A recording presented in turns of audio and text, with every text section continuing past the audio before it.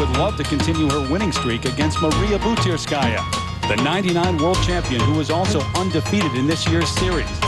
The men's event features another top-shelf showdown. Evgeny Plushenko has been on cruise control and has not tasted defeat since last year's World Championships. Tonight, he goes head-to-head with a three-time world champion from Canada, Elvis Stoico, who's making a long-anticipated season debut. While Petrova and Tikhonov, the reigning world pairs champions, hope to finally break into the win column this year. And ice dancing's #1 duo, Anissina and Peizerat, look to capture gold for the 9th consecutive time. The NHK Trophy is next.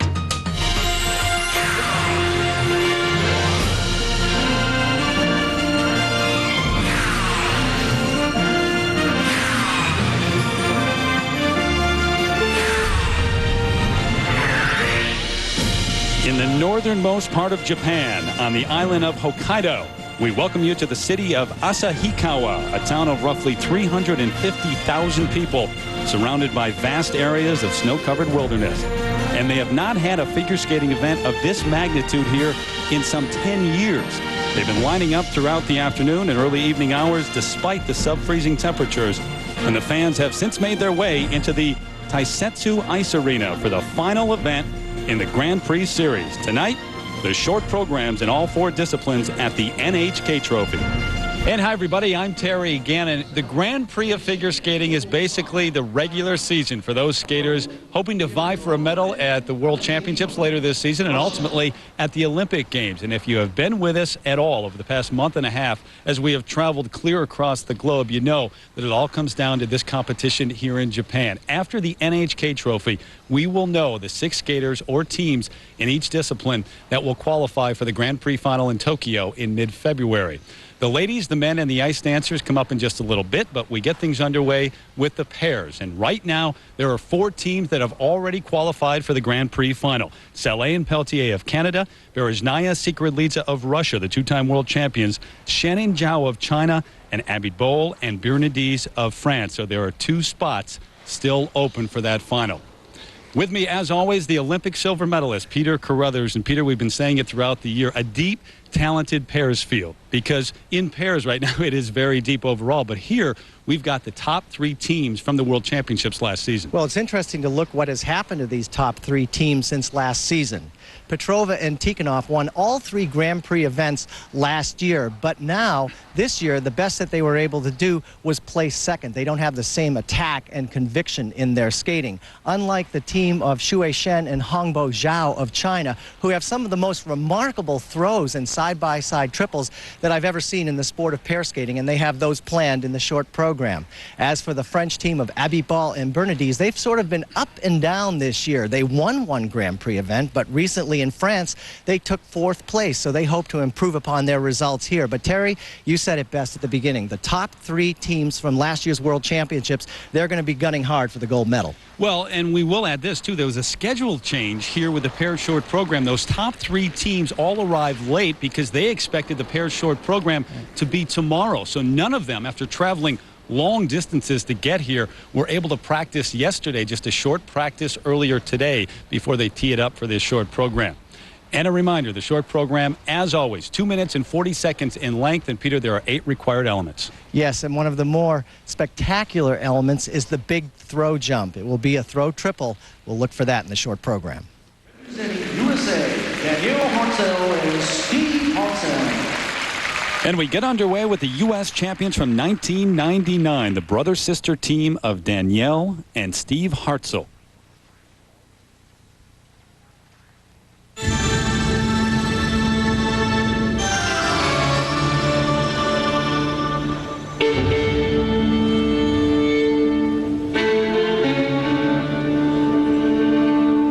They will open up with the backward outside death spiral.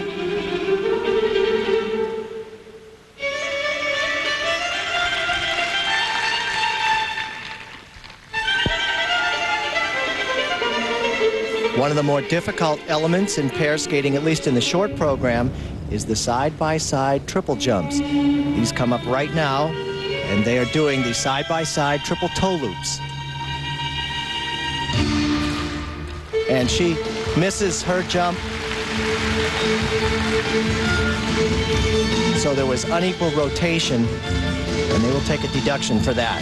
Great to see them back, though. They were out of commission for nearly a year. Danielle fractured her kneecap in practice last December.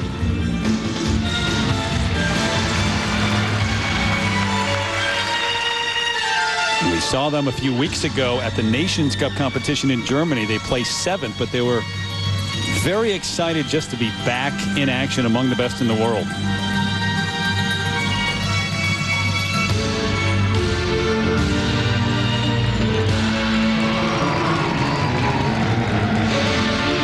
It's difficult to come back after an injury like that for the lady, especially because she's being thrown and lifted. Thrown high off the ice, and certainly the lift's the same thing, so it can be a little bit scary, but they seem to be overcoming that.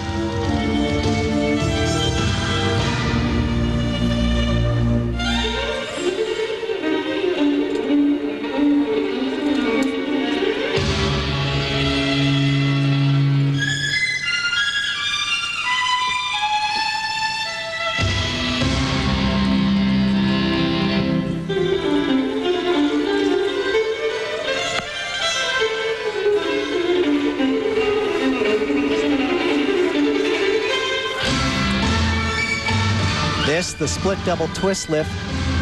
The object is to throw your partner as high as you can and then catch her as soft as you can so that there's a smooth landing. And now they'll conclude with the difficult throw triple. That knee coming into play, and she gets through that nicely. Well, she has talked about the fact that the mental aspect of coming back from that injury is really the biggest challenge. Every time she goes up in the air, she can't help but think about it a little bit, how she's going to land. So it is great to see them back and being competitive again. They'll make it tough for Ina and Zimmerman to win another U.S. championship in Boston. Danielle and Steve Hartzell. Now, these are the side-by-side triples that they were attempting. However, watch how he does a triple and she does not, so they will take a 0.3 of a point deduction for that.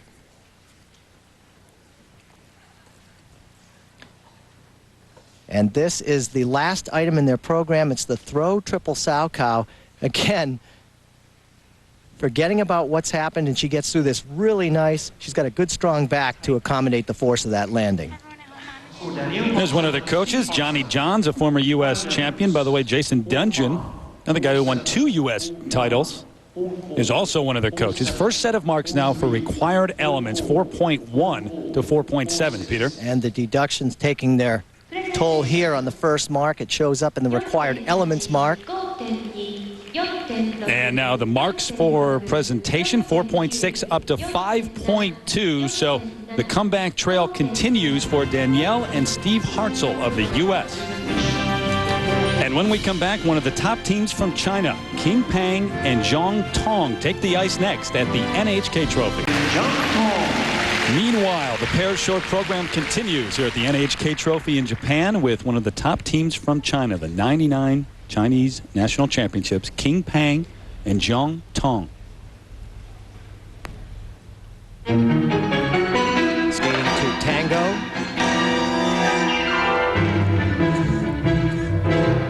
And as is true with really all the Chinese pairs these days, they're showing great improvement every time they get on the ice. However, at the last competition in France, they had a near disaster where she fell out of a lift and crashed to the ice. Remarkably, she kept going. Here, opening throw triple Salchow. Look at the height.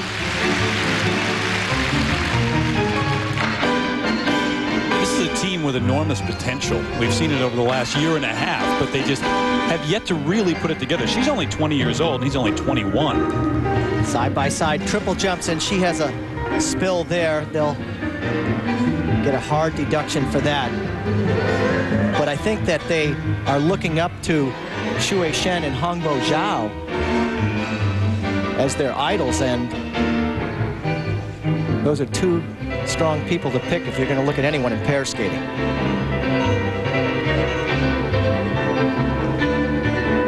We've seen Pang and Tong twice already in the Grand Prix. They were 5th at Skate Canada, and then Peter mentioned the problems at Trophy La Ligue in Paris. They finished 6th there.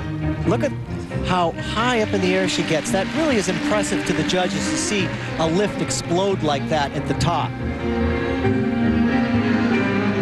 This is the backward outside death spiral. Judges want to see the lady's head close to the ice on that. They could go a little lower for that.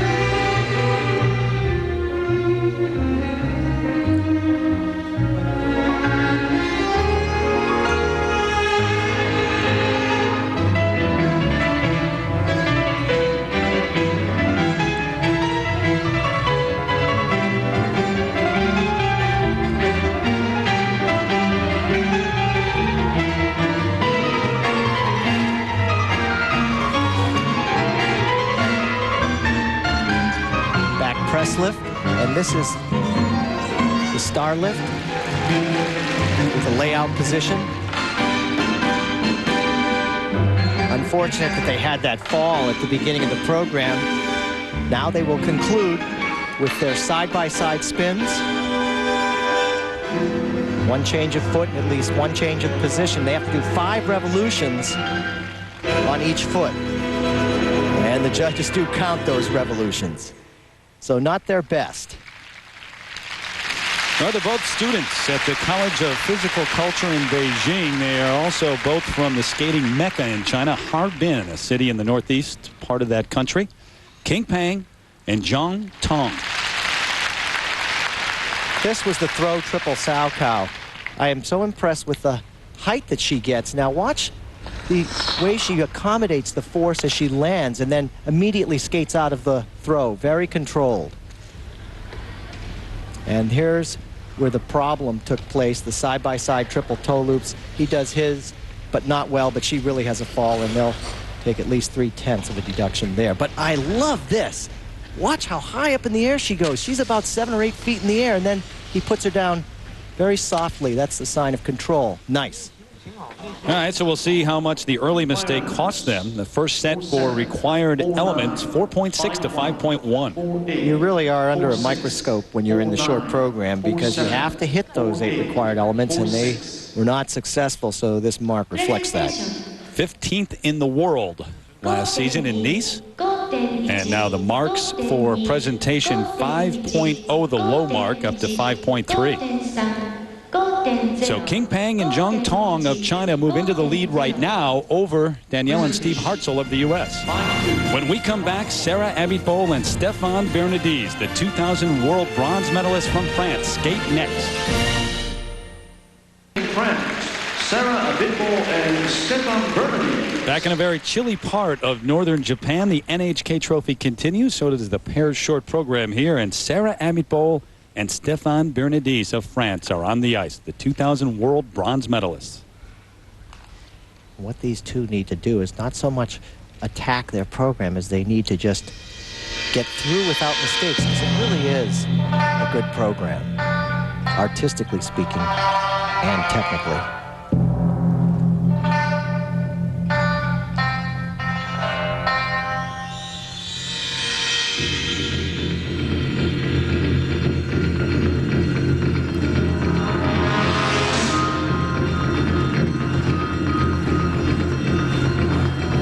Opening side-by-side triples will set the tone for them.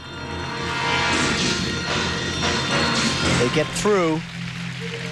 The judges want to see each partner skate close together on the side-by-side triples. You don't want to drift apart. Here, the split double twist lift. Very controlled. Be interesting to watch how they're able to keep it going throughout this program and the week here, because the long flight from Paris, even if you don't have a stopover, it's at least 11 hours, and they're one of the teams that did not arrive early, couldn't practice yesterday. They keep doing throws like that. That's the way to come in. Yeah.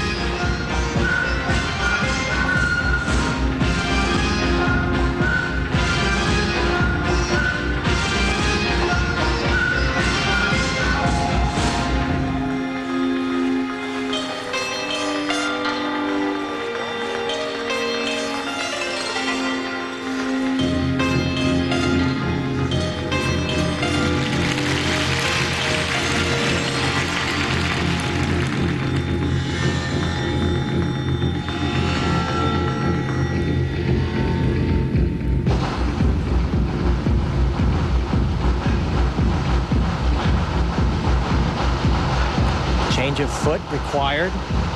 And not great unison there. You may have noticed that they weren't spinning together at the same rate of speed.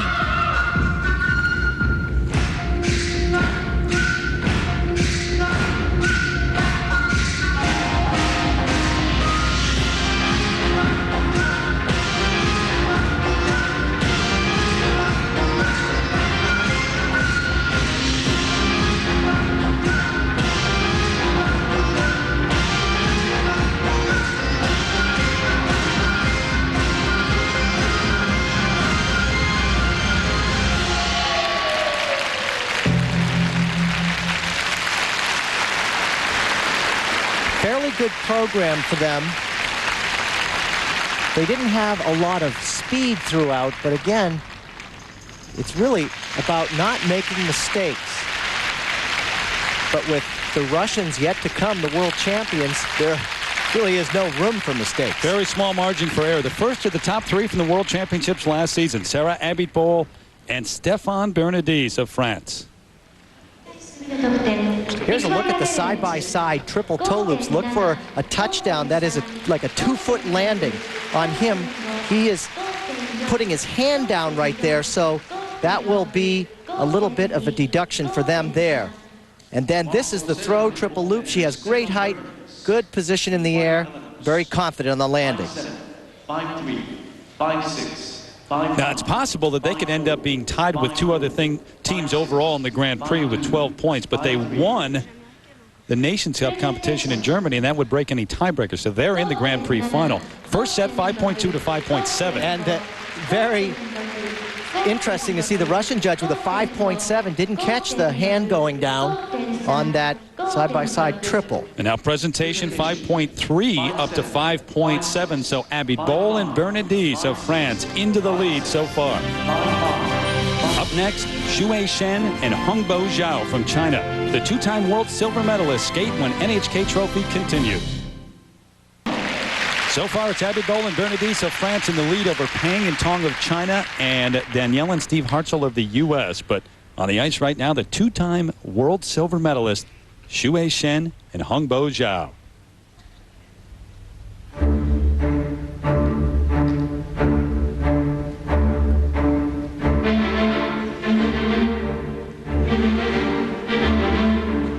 Something that makes this pair team so good is the fact that they really go after it. In other words, they don't hold back. They have a sort of abandon when they skate, but it's controlled. Here, the opening outside death spiral.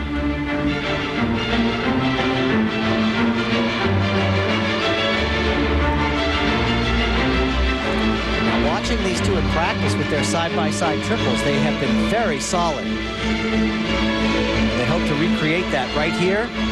Triple toe loops. Her a little bit bending over, but still not bad. But I've seen them do it better. Well, you have to go back some time, as you alluded to earlier. We've seen a better one-on-one showdown and two teams right after another than we saw at the Cup of Russia when they took on Berezhnaya and Sikarin-Lidze. Ended up with a silver medal there, but it's hard to imagine them skating any better than they did.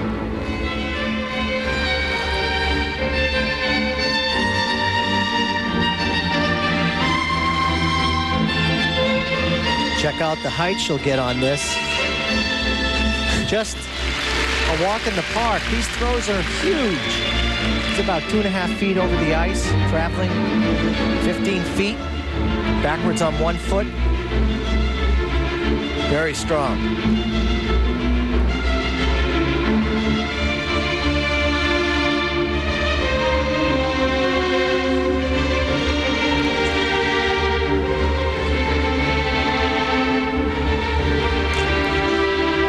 Forward takeoff. And the variation, very nice and difficult.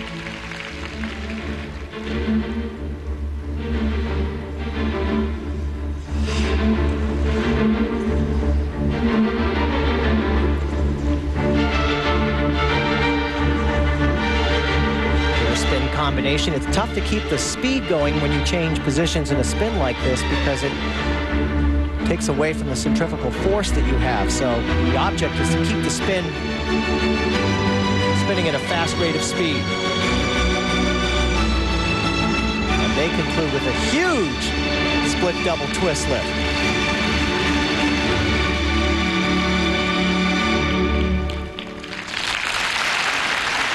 Well, they said after their loss in Russia that they're going to go home and work on their presentation skills. This is a team that's going to be tough to beat at the Grand Prix final. They won it last year.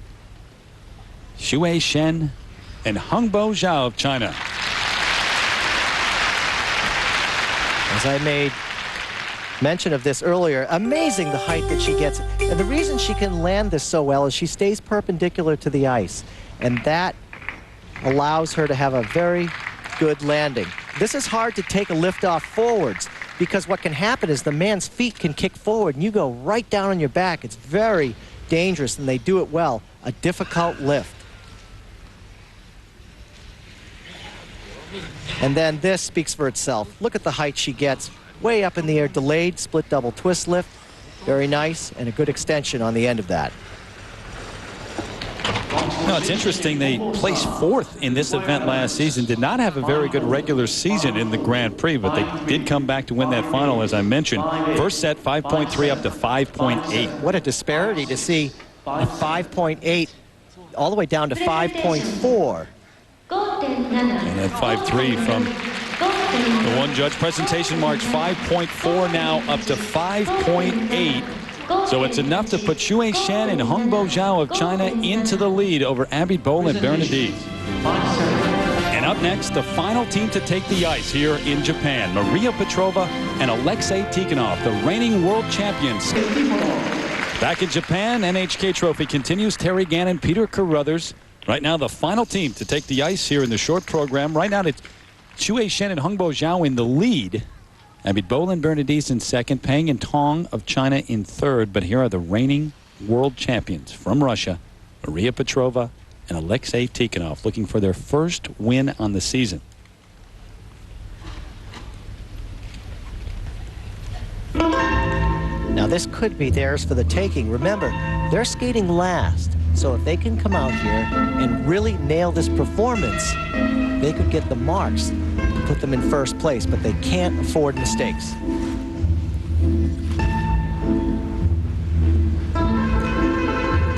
And they will open up with the very difficult side-by-side triple toe loops. Oh, was she determined there?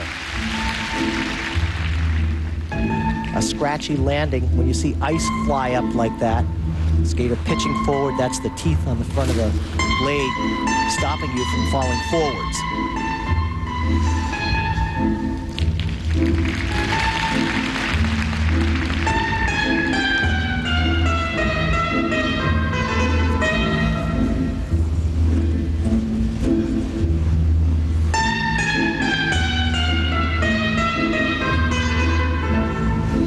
Throw triple sow cow. Very secure.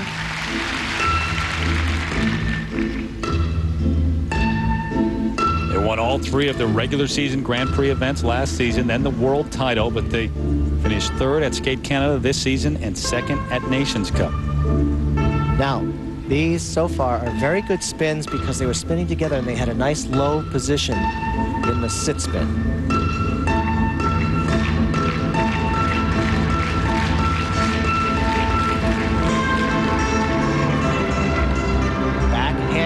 Press lift.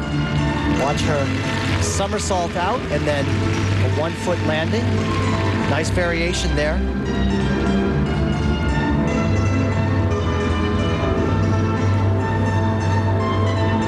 Backward outside death spiral. Hard to do because the lady has to lift her left hip and yet lower her head to the ice.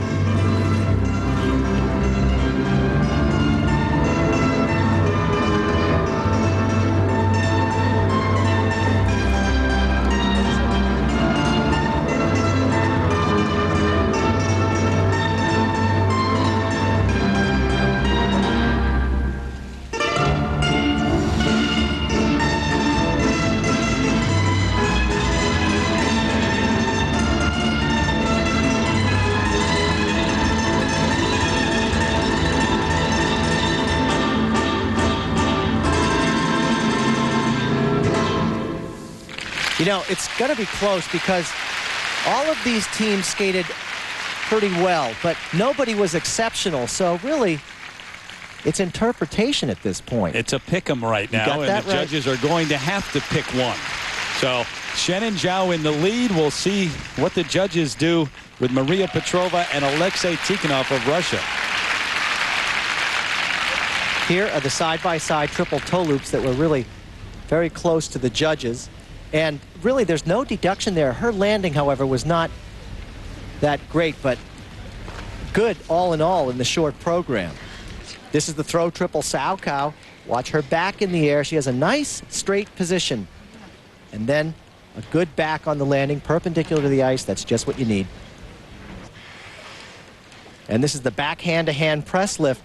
What makes this lift difficult is really the ending. Watch how she comes down out of the air and somersaults while he's still holding her hand, and then a pretty good exit there. Now we should point out that there is a Russian judge here and a judge from China. 5-6. Now the first set.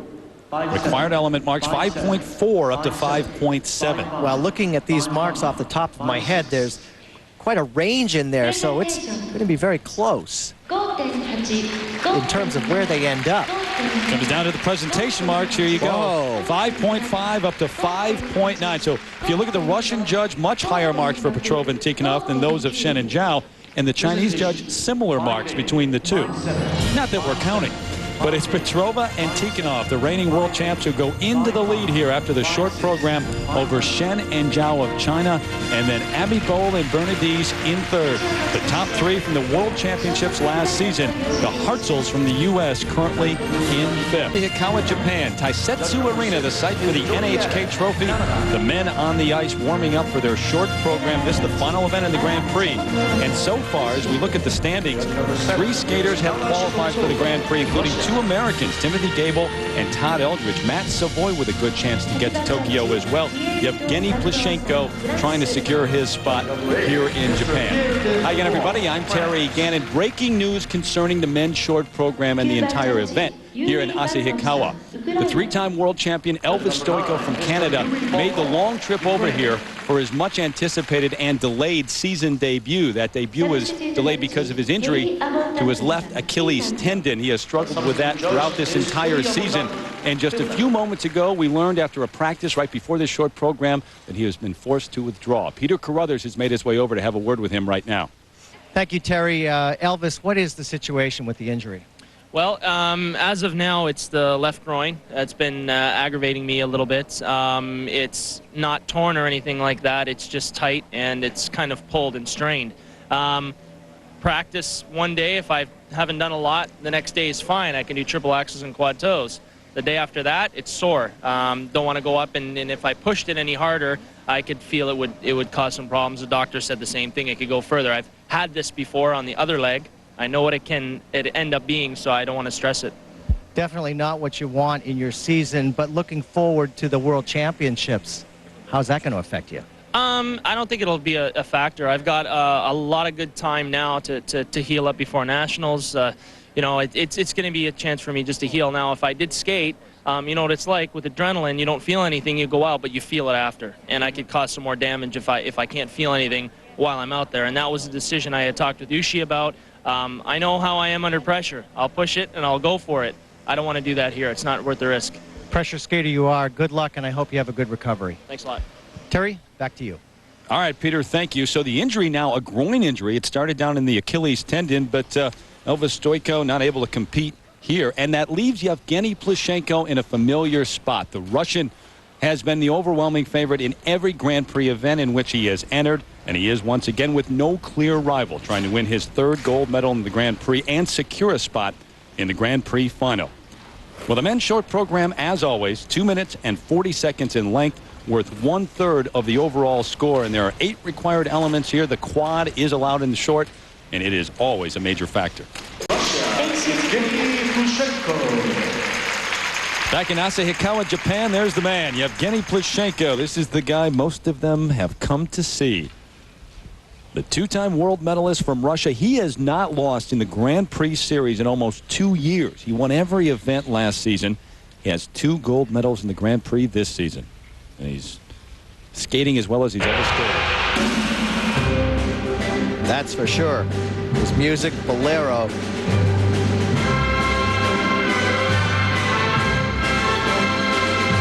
And it's almost just like another thing to see him do a quad. Here it is, the opening quadruple toe loop, triple toe loop. Look at that, you know. He gives you that little flick at the end just to let you know everything's under control, and it was easy.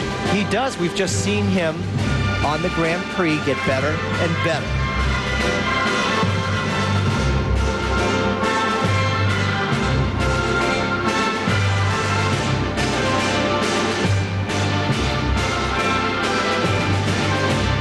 Triple axle, the hardest jump you can do next to the quad, 3.5 rotations.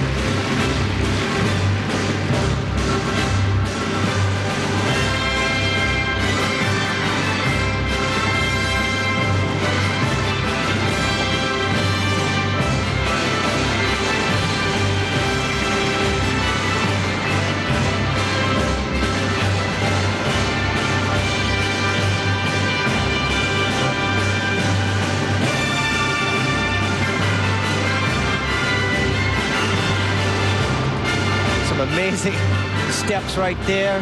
I think what I'm seeing from Plushenko is he's really mounting towards a big charge in the Grand Prix finals and then the World Championships. Consistency and confidence coming more and more into his skating. Fell apart at last year's World Championship. Still doesn't know what happened there. He came in 4th. Alexei Yagudin, his countryman and rival, won his 3rd straight world title there.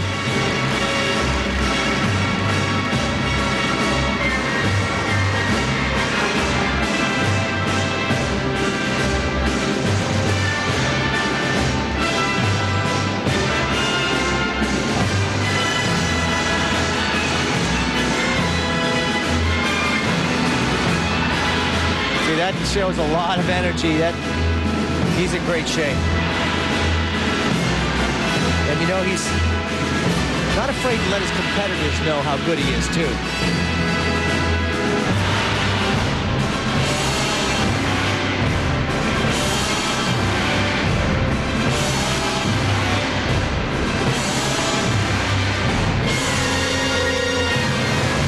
Take that.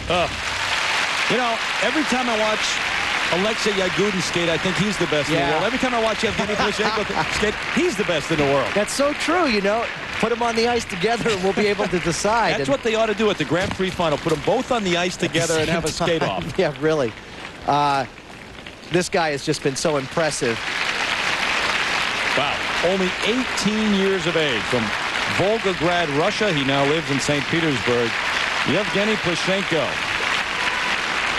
Boy, does he just motor into this. This is the quadruple toe loop. Look at the height that he gets. And he has such good check. That means he stops the rotation, sets himself up nicely for that triple toe loop. As you said, a little hand flick there to show that, hey, man, it's easy to me. And here's another look at him really getting those feet together to get that rotation going. And that left leg coming back to stop the rotation, then right up into the triple toe loop. Perfect. And then this is an edge jump. This is the triple axle. You don't jab your foot in. You have to edge off the left foot. 3.5 rotations. A little forward, but still, he's so strong. No problem. No reason to save the marks now and leave any room at the top if you're a judge. First set, look at how high those are. 5.8s and 5.9s. Just huge marks. Very good for him. You know, he's 2-0 on the Grand Prix, and no doubt he's probably going to go to 3-0 after this competition. 3-0, he needs a 3rd hand right now for those flowers. He's got teddy bears, flowers, everything else. Presentation marks now. Whoa! 5.8, and the rest 5.9s across the board for Evgeny Plushenko. His coach, Alexei Mishin, used to coach Alexei Yagudin. That's a heck of a duo. And they will go at it at the Grand Prix final for sure. And up next, the Chinese national champion, the high-flying Cheng Jiang Li, is on the ice when we come back to the NHK Trophy. Back at the NHK Trophy, the men's short program continues. Terry Gann and Peter Carruthers with you. Here is Cheng Jiang Li of China, the reigning Chinese national champion, 21 years of age, originally from Changchun, now lives and trains in Beijing.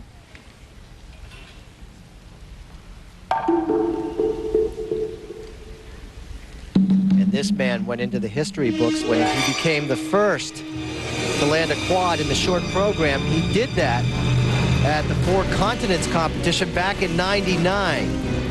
So let's see if he can hit his quad here. Toe loop. Oh, look at that. Just terrific.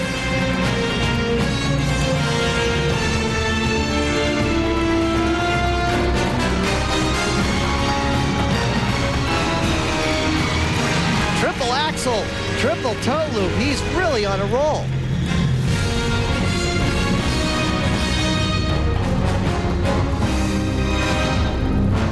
Got great ability. His problem has been inconsistency. He was 9th at Skate Canada early in the year. He's just awful. There's no way to whitewash him. I was just thinking about that. What a turnaround this is for him. I think the writing was on the wall for him at Skate Canada, and he has gone home, worked hard, and got his jumping technique back. That's why this Grand Prix is such a good thing, incidentally, leading up to the World Championships or the finals. It really gets these guys in good shape early in the season. If you're a Michel Kwan, though, someone who's been around for a long time, Alexei Yagudin, is there a danger in peaking too early? Absolutely, there is a danger. But look at Plushenko. He just gets better and better as the season goes on. So there's two schools of thought. You know, you can skate defensively leading up to the World Championship and the Grand Prix finals, or you can go for it 100% the way Plushenko is and just improve. Well, I'll leave it alone after this, but Plushenko may have peaked too early last season. That's true.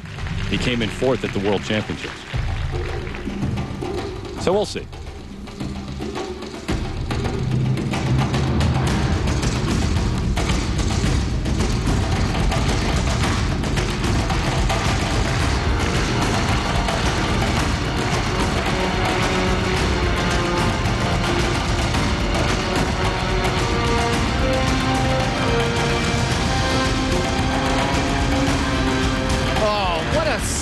Mistake for him. A very easy, what should be an easy double axle. He just got his feet wrapped together and didn't check out. He has to take a 4/10 of a deduction there. What a setback. Too bad. Oh my. He's going to be saying, what was I doing? That's what he's saying right now. Oh my gosh. He's saying it right now. Oh, to see him be so proficient in the jumps and then that at the end. Yeah, he had a great one going, and he may have gotten a little bit tired at the end, even though it is the short program. Chang Jiang Li. This is the quadruple toe loop that was so impressive. Very good landing here. Stable, rock solid. And then what makes the quad rotate so fast is not necessarily the height you get, but how fast you get your arms and legs together to generate the rotation. He does that very well. Plus, he does have a lot of height. And then here, this triple axle, just huge, with a big triple toe loop on the end of it. I mean, he was just sailing through this program until he got to the easiest jump in his program, which is the double axle. His feet don't check out. He just has some kind of a moment of, I don't know, lack of concentration, for no other words. Strange. And now the marks for required elements, 5.0 to 5.2, Peter, and you see where that certainly hurt him there. It did. He regrets that mistake in a big way. And presentation marks, 5.3 up to a high mark of 5.7. So Lee into 3rd place for the moment. Up next, the young Russian with a chance to make it to the Grand Prix final. He's got to skate well here, though. Ilya Klimkin skates when we come back. So now it's Ilya Klimkin's chance. The youngster from Russia, only 20 years of age, from Moscow, and he has a chance to make the Grand Prix final. He had a silver medal at home at Cup of Russia.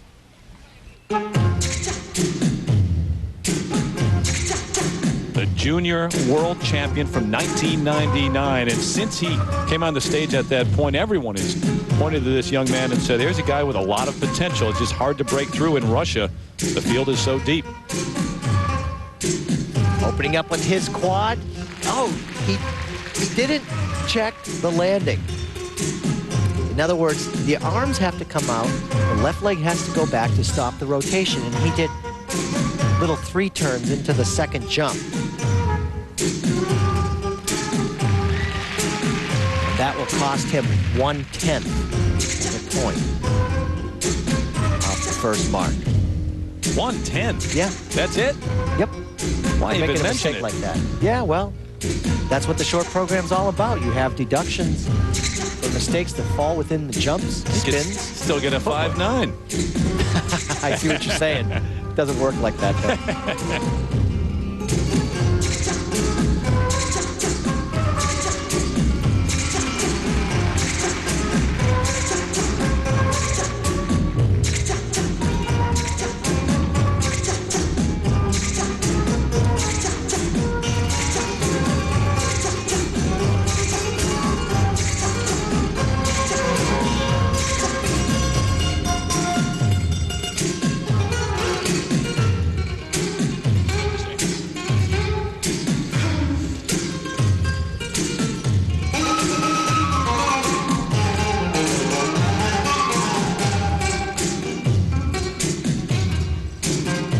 Different kind of skater, isn't he? Yeah, the style is different from what one would ordinarily see, but That was certainly different. yeah, that was actually invented by Mr. Frick in the old days in the ice volley. Comedians used to do that in the show. Mm-hmm.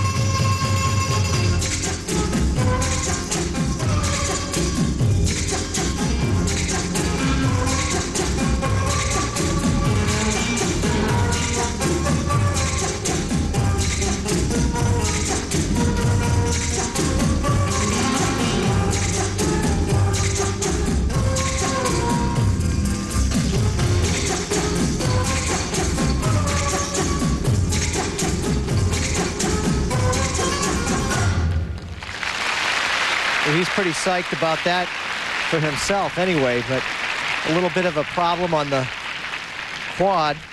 But if he places Peter 4th or higher here, he's got a really good chance to go to the Grand Prix final. At least he would have a shot at that point anyway. Ilya Klimkin of Russia. Skating up into the quad, he gets good height, but starts to lean. See that lean? That's why he kind of does these strange little 3 turns. He wanted to jump right up in the air after the first jump, but that didn't happen, so he'll take 1/10 there. Not much of a deduction, but still, you don't want any deductions. And here's the Mr. Frick move that I used to see as a kid growing up in the Boston area when ice capades or ice volleys would come into town. But he incorporates it as a move into his program. So he's a vintage skater, I guess, bringing back the old days. Some of the moves, at least. First set of marks now, 5-2 up to 5-6. 5-6, 5-5, 5-3. Pretty wide range. Quite a wide range, up to 5-6 to 5-2. That deduction hurting. Presentation marks now, 5.4 up to 5.7. He's pumped. He likes it. Ilya Klimkin right behind Evgeny Plushenko. He's in second place at the moment. Takeshi Honda taking the ice, one of the hometown favorites from Fukushima, Miyagi, Japan, the 3-time national champion of this country. He was 6th at the '99 World Championships.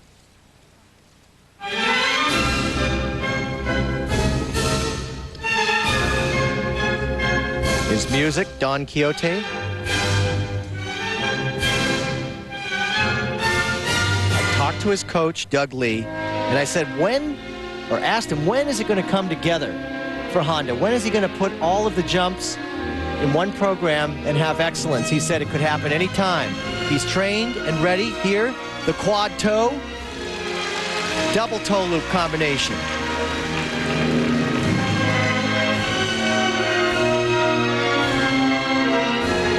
Played with inconsistency. Off to a much better start here. Yeah, he's coached by Doug Lee, the former coach of Elvis Stoico, and Trains in Ontario, Canada. He said it's kind of quiet since Elvis left and went to the Philadelphia area. Oh, there's an example of what I was talking about, a fallout on the triple axle.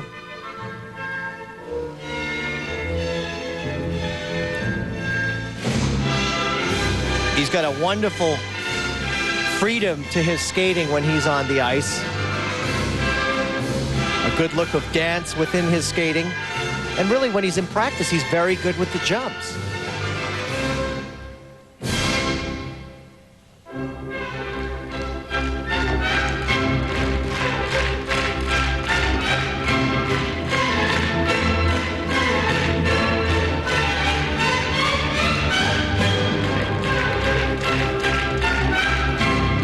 You hear the crowd clapping along with the music here. This is as demonstrative as they get, and they won't be after that jump.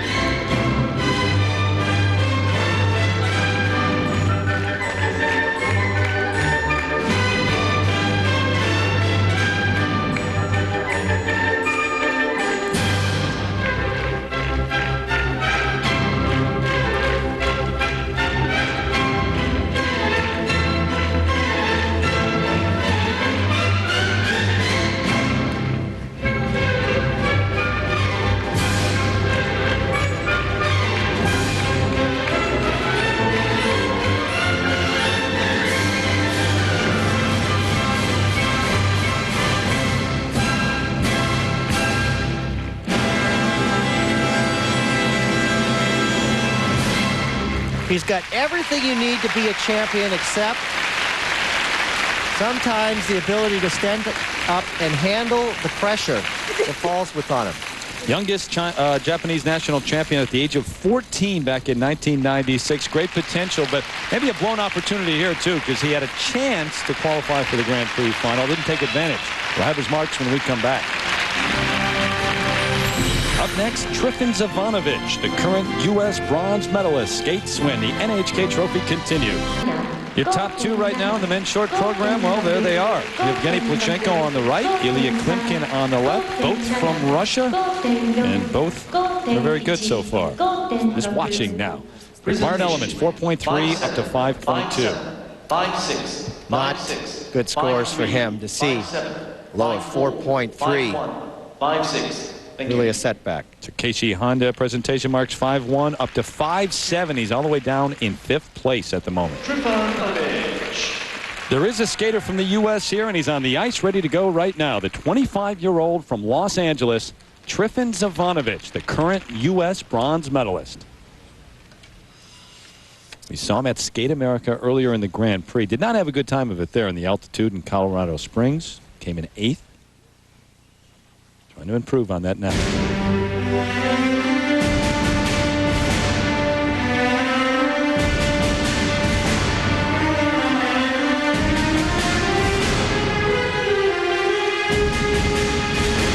Music from The Mummy.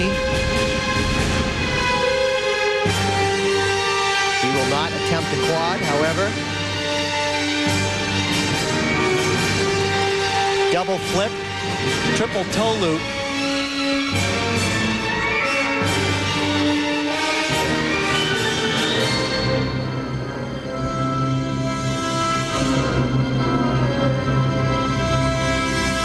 Here, the triple axle.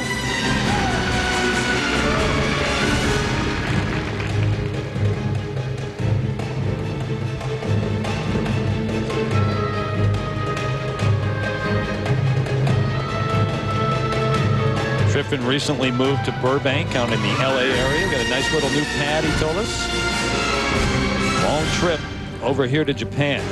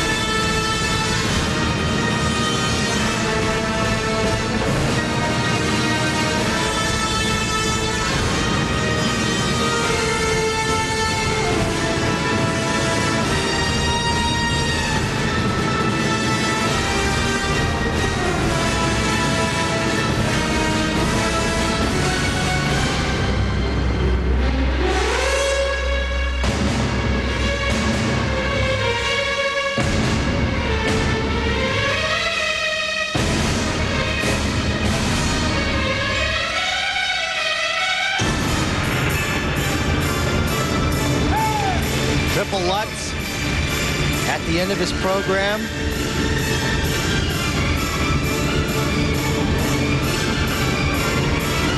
The only jump harder than the triple Lutz is the triple axel, and then of course the quad after that. But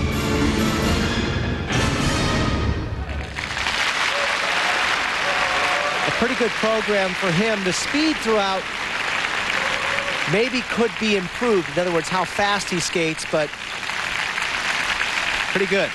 Yeah, and the early mistake maybe took a little bit of the edge off, though. He got through it, though. Trifon Zivanovic of the U.S. This was his opening jump combination right here. Right foot going in, and it's only a double flip, and then followed up by a triple toe loop. However, that is acceptable since you can do a double with a triple. And then this is the triple axel, 3.5 rotations. Very good there. There he is along with his coach now, Gary Visconti, the two-time U.S. champion. First set of marks for required elements, 4.5 from the French judge, up to 5.4. A very low score of 4.5, considering that he had up to 5.2, a big disparity there. And now presentation marks. Look at the wide range here, Peter. I get a 4.6 from the French judge. So wide ranges on both sets of marks for Trifon Zivanovic, and right now that places him, well, he's in 6th place at the moment. Won't be happy with that. The final skater now in the men's short program, Ben Ferreira of Canada, the current Canadian bronze medalist, with a chance to go to the Grand Prix final, but he would need to finish 2nd or higher to have any shot.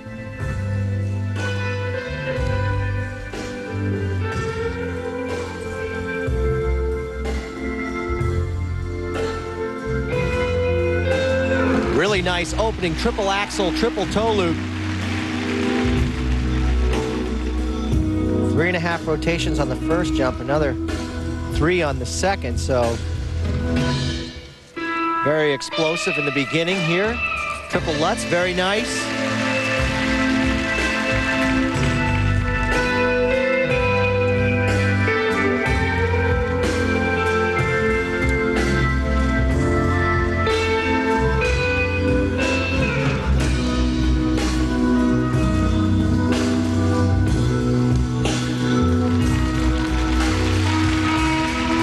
One thing the withdrawal of Elvis Stojko has done, even though Elvis couldn't go to the Grand Prix final, this would have been his only Grand Prix event. Those points now are available for other skaters like Ben Ferreira who are trying to get to the final in Tokyo. That's where strategy comes in, and you're not thinking about that actually while you're on the ice, but before you get on, you say, hey, I've got a chance. Sure.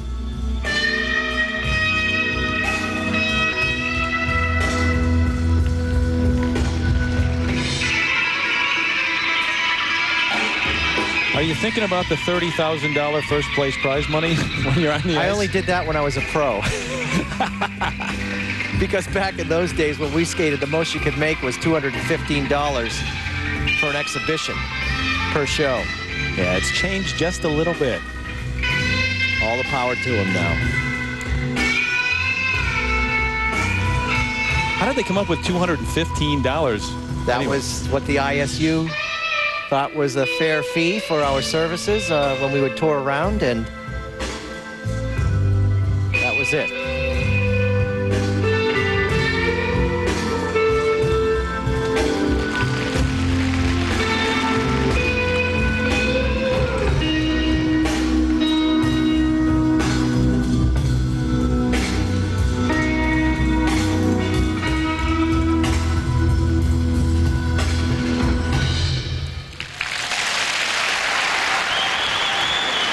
Pretty good performance for Ferreira. He had a nice opening triple axel, triple toe combination. And a very nice reaction from the crowd here in Japan. Good hand for the 21-year-old from Edmonton. And here's a look at that triple axel. Really gets up in the air nicely and stops the rotation, enabling him 3 rotations for the triple toe loop. So he really got things moving nicely here, and then also followed through Right foot picking in, just the way a pole vaulter would use his pole to get up in the air. Very nice there. Confident landing, good run out. All right, here are the marks now for required elements. 5.1 to 5.5. 5.5. Well, listen, these are good scores for him. Considering what has happened prior to his performance, he stepped up and did very well in terms of meeting the pressure, and he had some good jumps to do that. Presentation marks 5.2 up to 5.6. Yeah, that's great. Ben Ferreira from Canada all the way up into third place right now. That's a good position for him. But as we check the standings after the short program, it is Evgeny Plushenko, as expected, at the top. Another Russian, Ilya Klimkin, in second. Then Ben Ferreira from Canada in third. Through the traditional landscape of Western Europe to the land of the Russian Tsars and on to the celebrated City of Light, the Grand Prix of figure skating has reached its final destination. Today, in the wintry setting of northern Japan, the lineup for the Grand Prix final will be determined. Two longtime Russian rivals are about to square off for the first time this season. World silver medalist Irina Slutskaya enters having already captured 2 gold medals, including an upset of the reigning world champion Michelle Kwan. The 21-year-old from Moscow looks to secure her spot in the final as she faces Maria Butirskaya, the '99 world champ, who is also undefeated in the series and determined to wear the crown again. The men's event features young gun Evgeny Plushenko, the Russian teenager who has breezed through the Grand Prix events with a gold in Germany and another at home in the Cup of Russia. He's on a mission to prove that there is no one better in the sport. The ladies and the men skate for gold at the NHK Trophy next on ABC Sports.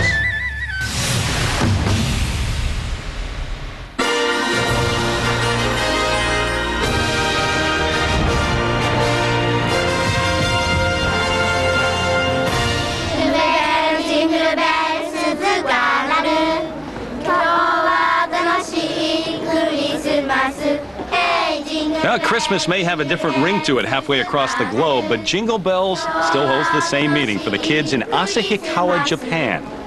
Merry Christmas! Well, Santa Claus is on the way, and so is the first figure skating event of this stature in some 10 years. In this city on the island of Hokkaido in northern Japan, fans have been lining up all afternoon to get inside the Taisetsu Ice Arena as we welcome you to the NHK Trophy for the 6th and final event in the ISU Grand Prix of Figure Skating. And hello, happy holidays, everybody. I'm Terry Gannon. If you have been with us at all over the past 6 weeks as we have traveled clear across the globe, you know that this is basically the last day of the regular season where we find out who's going to make the playoffs. The last chance for skaters still trying to qualify for the Grand Prix final in Tokyo. And by the end of the day, we will have the complete list of names that will make up that lineup. Now, the ladies come up a little bit later, but first, the men take the ice. And right now, the situation in the Grand Prix through 5 events looks like this.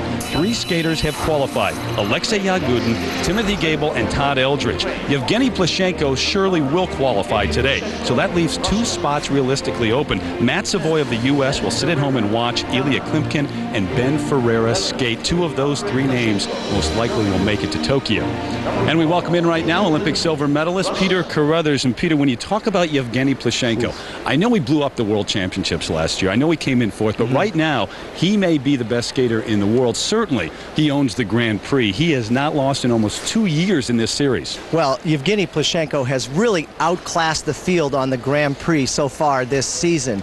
He saw perfect scores at Cup of Russia. It is the speed at which he skates and the terrific jumps that he has that really gets everybody's attention. And something else, what I like, is he's really got that take that attitude. When he goes out there and does a quadruple toe loop, he flips his hands as if to say, I could do that 20 times more. Now, he's definitely gearing up for the Grand Prix finals. He'll face off with Alexei Yagudin, 3-time world champion. Can't wait to see that. That'll be interesting. This, though, was to be a showdown between Plushenko and the 3-time world champion from Canada, Elvis Stoico, who hasn't skated all season long because of an injury to his left Achilles. Now, Stoico made the trip here. He skated in practice before the short program and said, no, I just can't go. Well, this is a disappointment for Elvis Stoico to not be on the Grand Prix, but he doesn't want to injure his ankle further. Really, what he's looking for now is to get to the World Championships and be healthy there. And don't forget about Elvis Stoico. Every time he's down and out, he does come back. He has 3 World Championship gold medals to show for it, so Stoico is always a factor. Yeah, no doubt he will be back, and he is here watching, of course, in Japan. Well, the results from the short program, the standings right now as they are, Evgeny Plushenko at the top. But look at the next 2 names. Ilya Klimpkin in 2nd place, Ben Ferreira in 3rd place. Those are 2 of the skaters really battling to get to the Grand Prix final. So here we go, the men's free skate getting underway with Changjiang Li of China, the 21-year-old from Changchun, China, who now lives and trains in Beijing. 5th in the world last season, and right now here in Japan, he is in 5th place after the short program.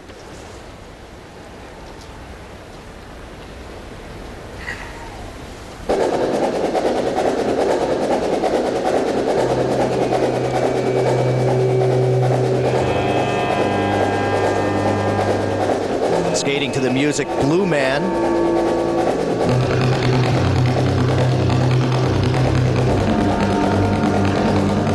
Lee has great power in his skating. He just motors into his opening. Quadruple toe loop, triple toe. Here it is. Look at that. That was outstanding. That looked easy.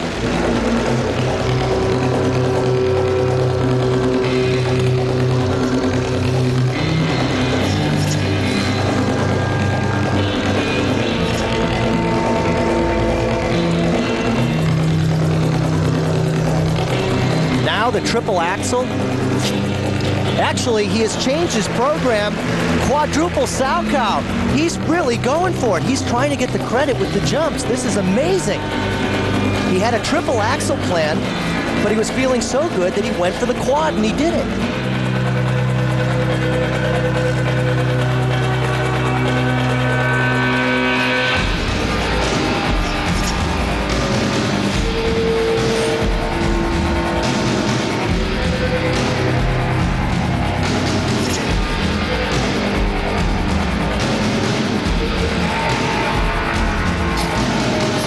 Got 2 quads already in his program. Remember, the only guy to ever do 3 quads in a program, Timothy Gable of the U.S. He's done it a few times. You almost have to wonder if he might try another one.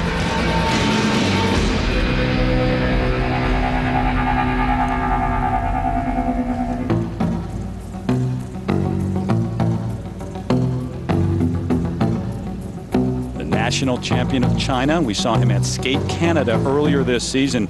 Really disappointing finish there. He placed 9th. But then he had a bronze medal at Nations Cup in Germany. Unfortunately, that was his non-scoring competition. Remember, you can skate up to 3 times in the series, but only 2 are designated as scoring competitions. Here, the triple Lutz. Unfortunate hand down there. Look at that, 2 big quads, and then touches down on the triple Lutz. He's got to keep rhythm and timing for his jumps. Nice there, triple loop.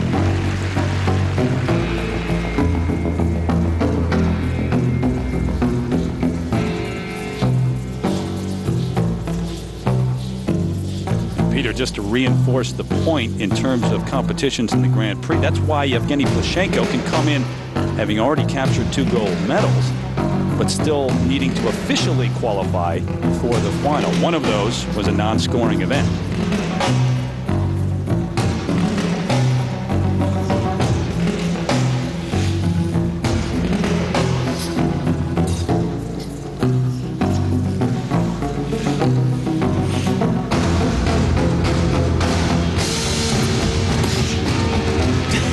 He's got such strength in his legs.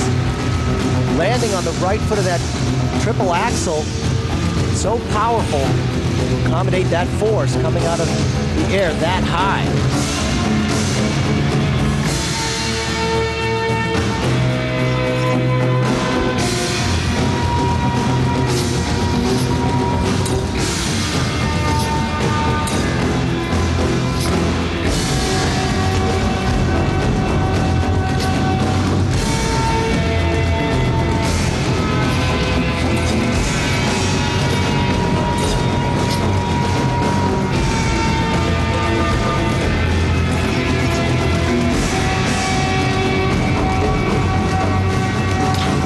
double toe loop there. He's falling off a little bit. Slowing down slightly.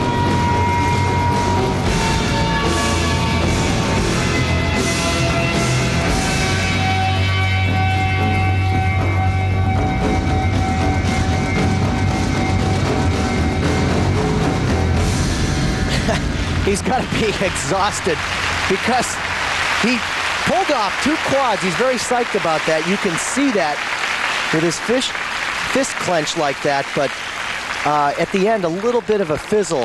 However, you have to give him the respect because those were amazing, those quads. Wonderful. Began with an explosion, didn't he, with that program? 4.5 minutes, though, a very long time on the ice. Chang Li of China. What an amazing combination. Here, the quadruple toe loop. Great height. Very tight arms and legs to create that rotation, and then right up into the triple toe loop. Very solid, incredible start. And then again, right here, you can see how quickly those legs and feet come together to create that rotation way down on his knee to get good spring for the triple toe loop. Perfect. Then right here, this is the quadruple Sao edge takeoff there. Perfect in the air. Perfect on the landing. And there you go, judges. Right in front of the judges. Thank heavens it's over. And there's a look at the panel of judges whose opinions count here in Japan this afternoon. Peter, what are they looking for? Looking for a well-balanced program with good jumping technique, speed coming in and out of the jumps, originality, that's choreography, and fast spins. Well, the judges really didn't know what to do with Chang Li in the short program. He received ordinals, judges' placements, from 2nd all the way down to 7th. He's in 5th overall after the short. Now the first set of marks. 5.4 up to 5.8, the marks for technical merit. Well, the 5.8 certainly is one that he is very happy with. The judge from Germany really enjoying his quad. Presentation marks, the low 5.3 up to a 5.6, so Li into the lead right now. But up next, it's Evgeny Plushenko, may be the best in the world. He's trying to prove that throughout the Grand Prix series. He has just breezed through the series so far. 2 gold medals. He goes for number 3 here in Japan.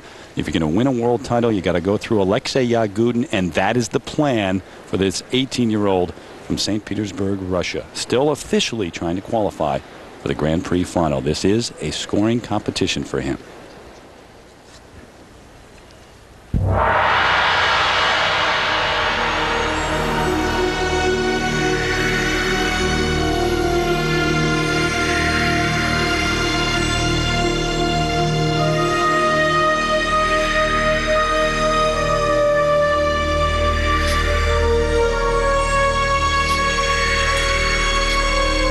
He has 2 quads planned in his program, but the first is the most impressive because not only does he do the quad right there, but he does a triple toe, double loop, back to back to back. Now, he is just perfect every time. He has not missed that on the Grand Prix. No, and nobody else does it.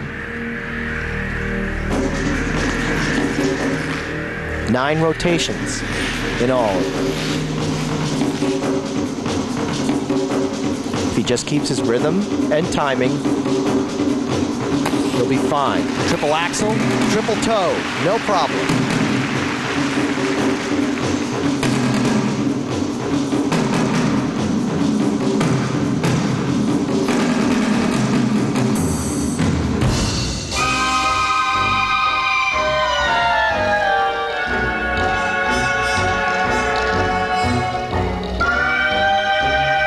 Never looks out of control on the ice.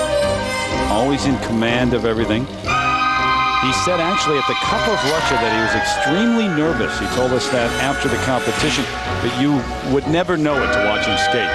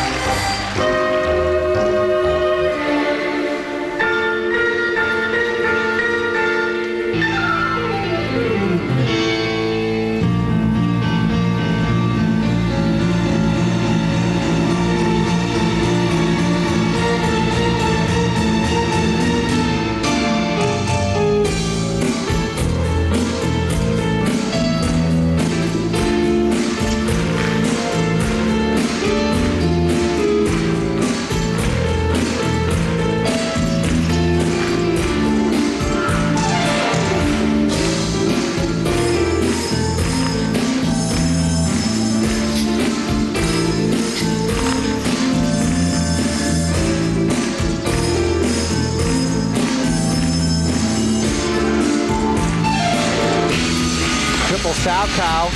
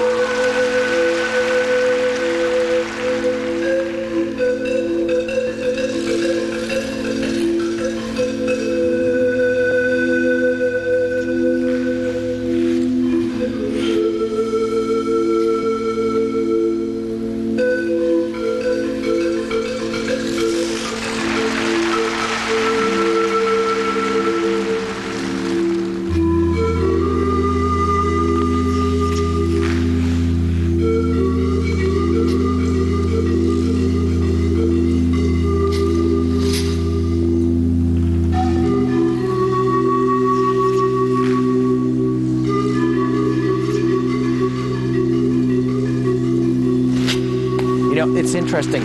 On that triple flip, it wasn't very high, but he's so strong and he can generate rotations so fast that even when he doesn't jump into the air just the way he wants, he can still make it happen.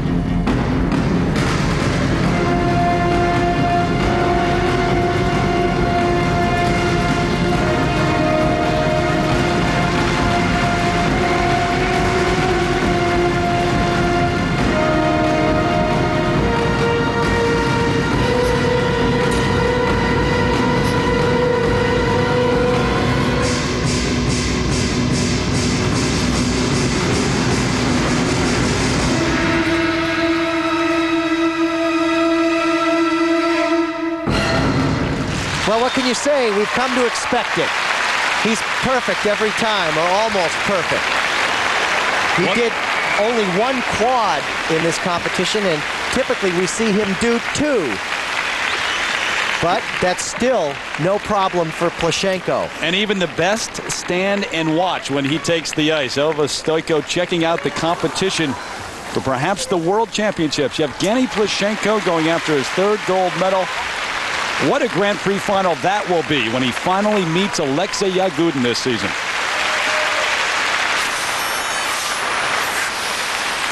Absolutely the hardest combination in the world today, the quadruple toe loop, triple toe loop, double loop. This really sends a message to the judges that he is one of the strongest jumpers in the world. And look at how tight he brings his feet together for an amazing combination. 9 rotations in just about a second. You have to say, what more can he do? I don't know. Well, looking a little bit like Tom Petty at the moment with the hat. He still has not gotten to the kiss and cry. He needs some help. Somebody help him out with all that stuff. The marks are being read right now. Technical merit marks 5.8, the rest 5.9s. How about that? Right across the board, solid. Yeah, a hug here, a kiss there. Who needs kiss and cry here? We'll do it right on the ice. Remember, he got perfect marks in Russia. And there they are there. Presentation marks, he gets one 6.0, the rest 5.9s. Wow. Amazing. How do you get any better than that? And maybe Elvis Stoiko is thinking the same thing right now. Evgeny Plushenko, let's be honest, he's showing off. He's using this as a stage, as a showcase on his way to his 3rd gold medal in the Grand Prix. Can't wait to get to the Grand Prix final. Watch out, Evgeny. And on the ice next, Canadian Ben Ferreira, desperately fighting to earn a trip to the final with today's performance and trying to make the folks back at the skate shop where he works in Canada very proud. Ferreira takes the ice next. Set of marks now for Ben Ferreira, 4.9 to 5.4. That's a huge range to see down in the 4s, but those mistakes can't be ignored. But I think that the presentation marks will be better. And there they are. Yeah, they're better. 5.1 up to 5.7 from the judge from Ukraine. But unfortunately, Ben Ferreira all the way down in 5th place. And there goes his chance to go to Tokyo. No matter what, it will be Ilya Klimkin, not Ferreira, making that trip. Representing Russia, Ilya Klimkin. So it's Evgeny Plushenko in the lead, Cheng Zhengli in second, and Ilya Klimkin now takes the ice without the pressure of having to come through and try to battle his way to Tokyo. He's in second place after the short program. Here's the 20-year-old from Moscow. Now, having said that, most of the time, skaters, even if they do watch other skaters on the ice, don't really pay attention to the level of knowing or not knowing whether or not they have made it to the Grand Prix final. I doubt that he knows at this point. Absolutely correct. Right now, the matter at hand is to skate well in this free program. If you start thinking about the Grand Prix final, you'll fall on your head. I mean, oops, maybe. Hold on. But really, you have to focus on your performance. Not only is Klimkin in, but we now know that Matt Savoy from the United States will also be a part of that lineup going to Tokyo. That was a very bizarre opening, though. That was supposed to be a triple axel. Now the quad, and leaning forward right there, he's a little startled. Needs to really collect himself and pull it together here. This is the triple axel. Remember the big awkward single he did, and right there, a nice triple axel, but a very squirrely triple toe after it.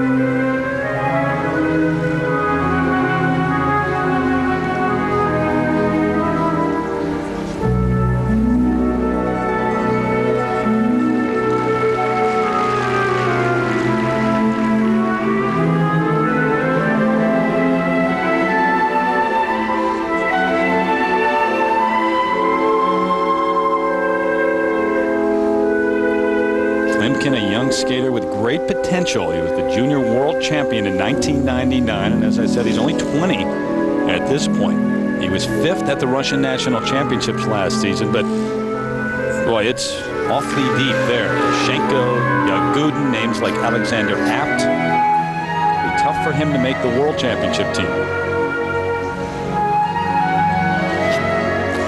And losing his concentration. Again, another double flip off his game.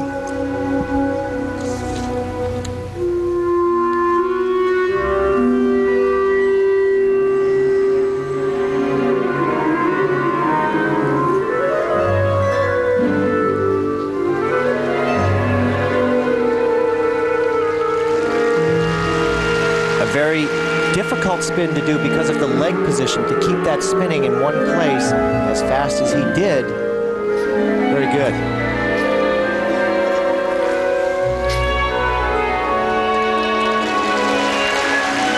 Thank you, Mr. Frick. Yes. From the old days, as Peter has talked about, that past move.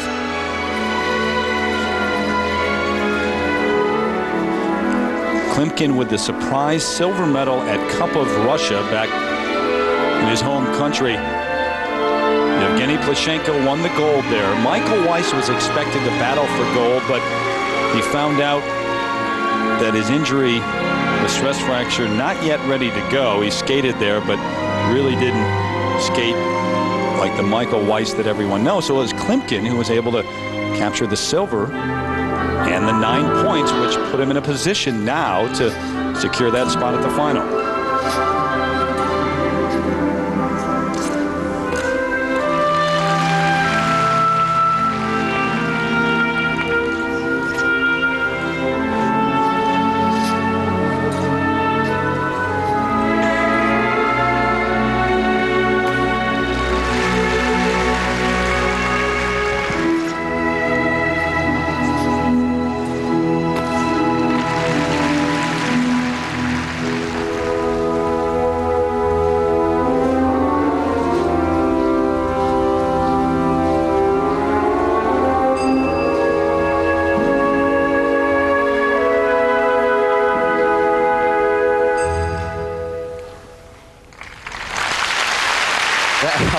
Does that tell it all? You know, that split second, that moment when the pose is done on the ice and the music stopped, you can tell that it's an honest reaction from every skater, isn't it? Well, the reason is you know that you haven't really done your job, and you got to live with it.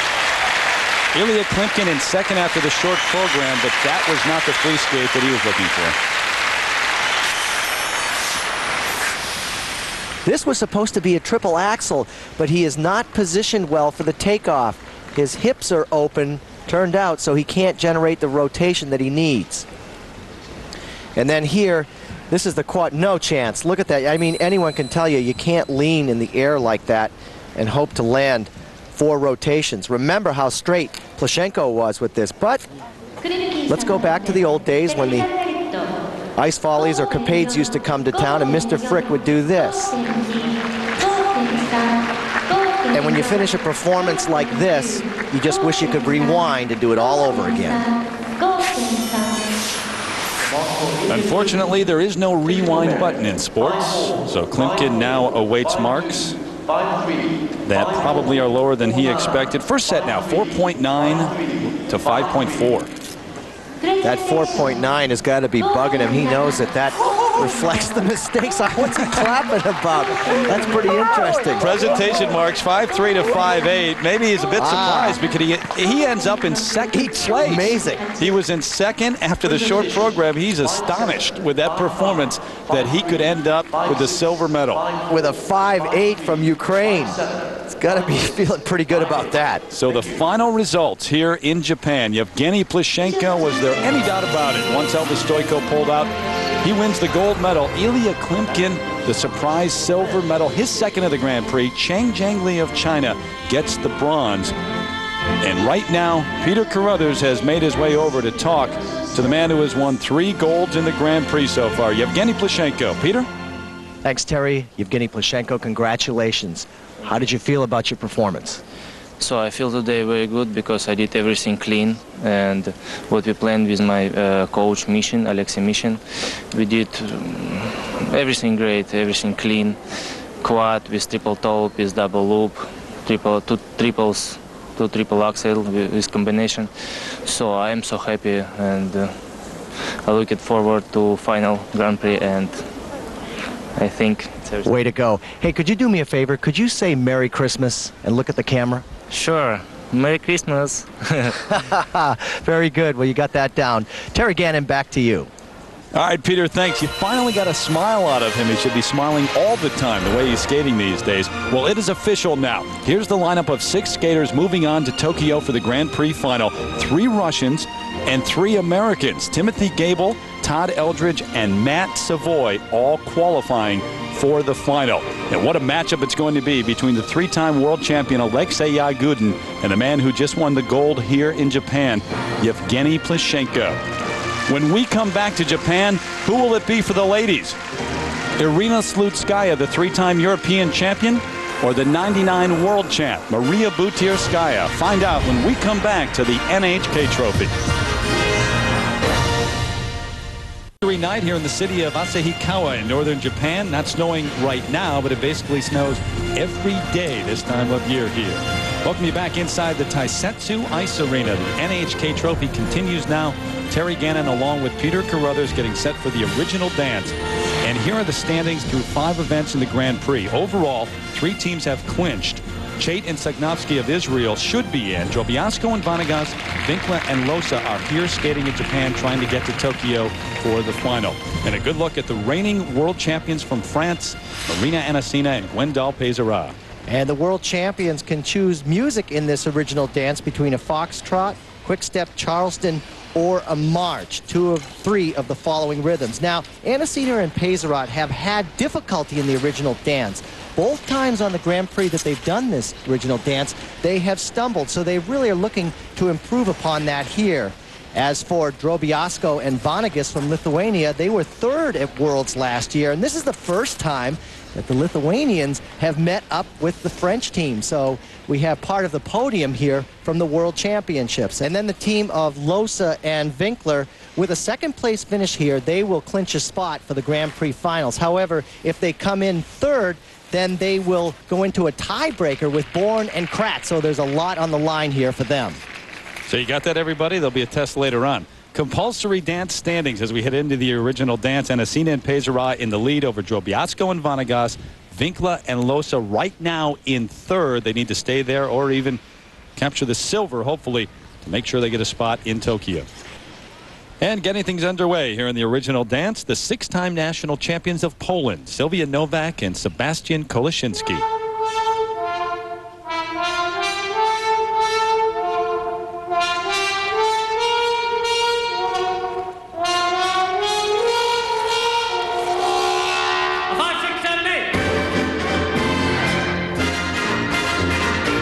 Team in 5th place after the compulsory dance. We saw them at the Cup of Russia a few weeks ago. Disappointing finish for them there. They placed 7th. Starting out with the straight line step sequence, judges checking out to see how stable they are on their feet individually. Later we'll see them hold hands and do various dance holds throughout the step sequence.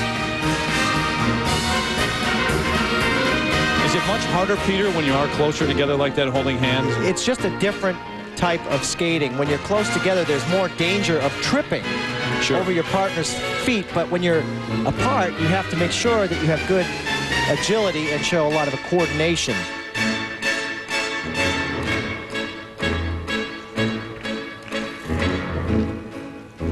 The original dance, of course, the second of 3 phases of the competition for the ice dancers, 2.5 minutes long, worth 30% of the overall score.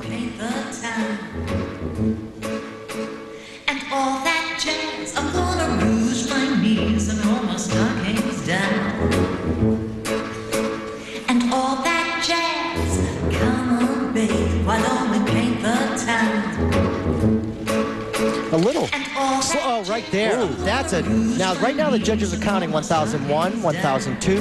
The longer you're down on the ice, the greater the deduction on the mark.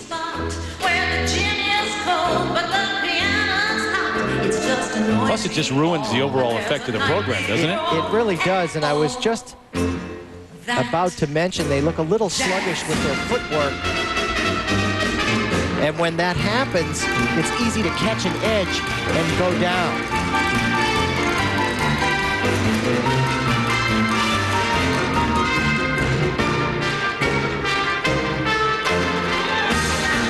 But they picked up nicely. That was a hard fall.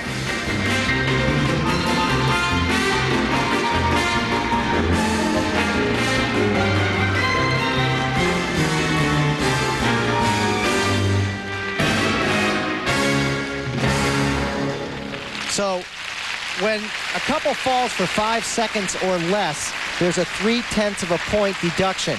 When you fall for 6 to 15 seconds, well, it goes up to 4/10, all the way up to a point, but that was a disappointment for them. She is still trying to find herself out there on the ice and figure out what went wrong. Sylwia Nowak, Sebastian Koleszyński, disappointing program.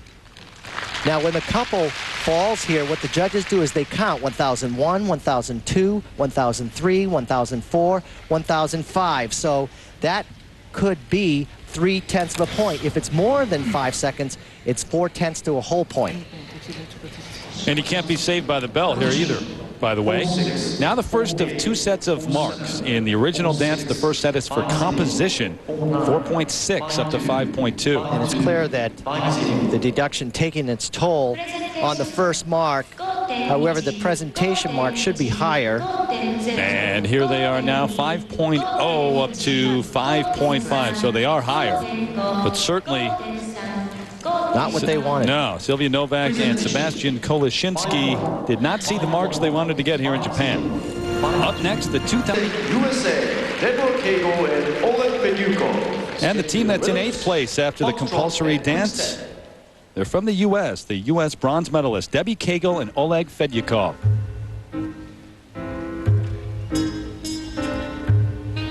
This is their only appearance in the Grand Prix Series this season. They were forced to withdraw from their first event because Debbie was injured. She had a pulled muscle in her shoulder that kept her away from the ice.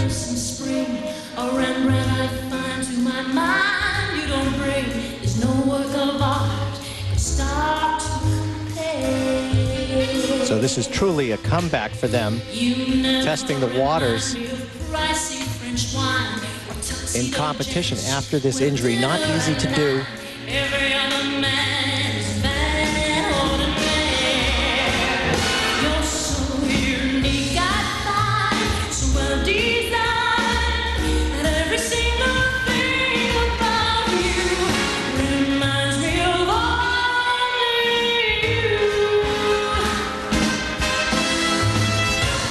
Kegel from Norristown, Pennsylvania, and Oleg Fedyakov, originally from Moscow. They teamed up back in 1996.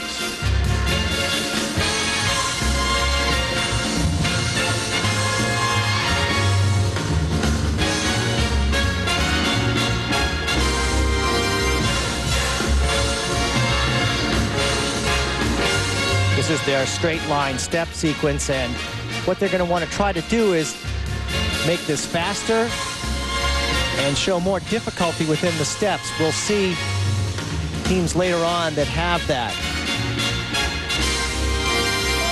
Never remind me of anyone who reminds me of anyone other than you. They train, by the way, in Aston, Pennsylvania. The same rink with the same coach as Elvis Stoico. You know, when you're developing parts of the program, you can spend weeks just coming up with the one step sequence that goes down the ice, as this one does here. You have to break apart your program and work on it in sections. That's all. That's all. That's all.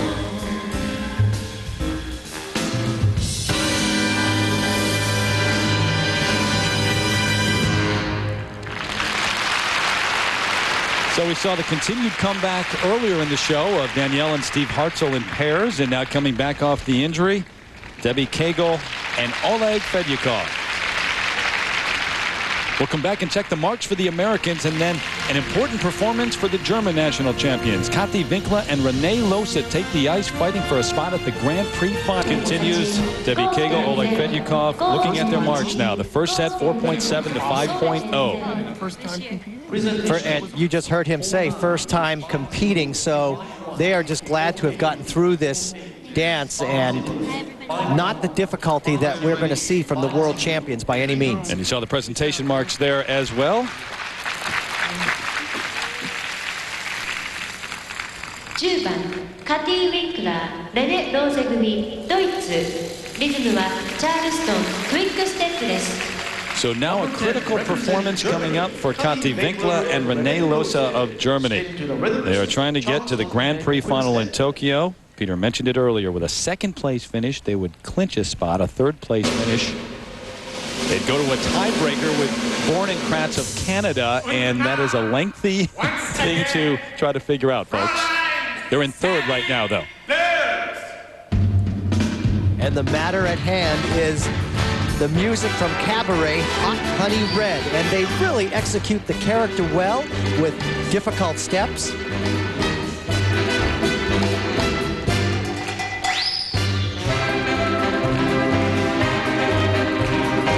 Look at the pace, very fast.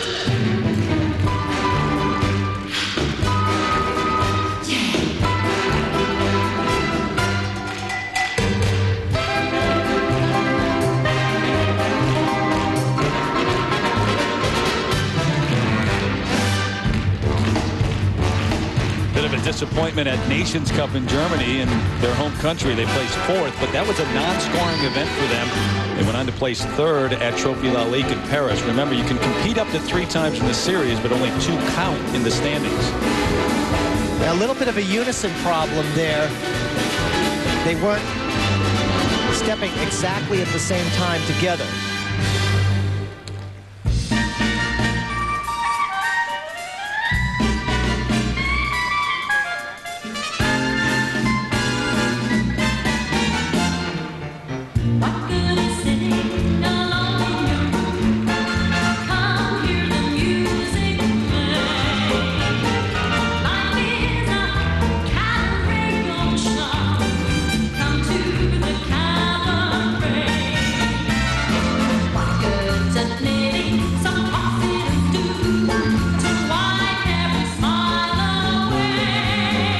when you're skating together, you don't want to have a lot of separation between the upper bodies. The closer together you are, the more that can go wrong, but it creates a nicer look.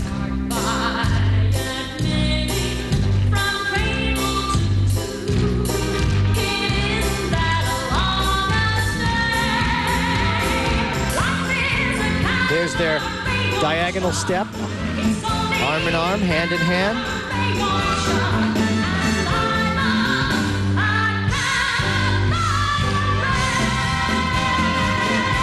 And their dance lift that concludes. A lot of character within the dance, but a little bit of a unison problem in there on the steps. You do see a difference right away, though, but when they take the ice between a Winkler and Losa, some of the other teams trying to work their way up the ladder. Well, they have a lot of expression within their skating, and they really sell the character, and that comes from experience. Kate Winkler and Rene Losa. What the judges are looking for is to see that they're together, and you can see that they're kind of out of step here, not as sharp as it could be. Very slight, but in the world of ice dancing, you have to be right on. All right, now we see what the judges think. As Rene Losa says hello to someone back home. Composition marks 5.3 to 5.6. 5.3 from the Polish judge, picking up on the unison problem there. But again, their presentation was good. Up to a 5.8 for presentation, that from the U.S. judge. So Kate Winkler and Rene Losa, good original dance here in Japan. And up next, Margarita Drobiazko and Povilas Vanagas from Lithuania, the reigning world bronze medalists, skate when we return to Japan. In Japan, the NHK trophy continues, so does the original dance. Terry Gann and Peter Carruthers ringside as Margarita Drobiazko and Povilas Vanagas of Lithuania take the ice. Reigning world bronze medalists, they are in second place heading into this portion of the competition. They have a real traditional look to their skating. In other words, their foundation is very good. The carriage that they have, their backs, posture, all very controlled. Every move right together.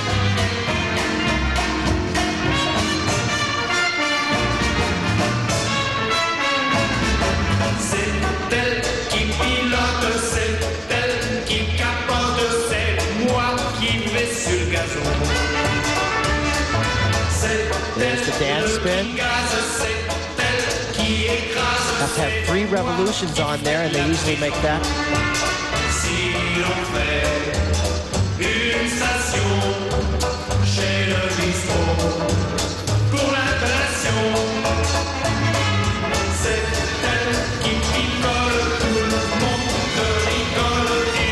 Nice speed going down the ice on the straight line step.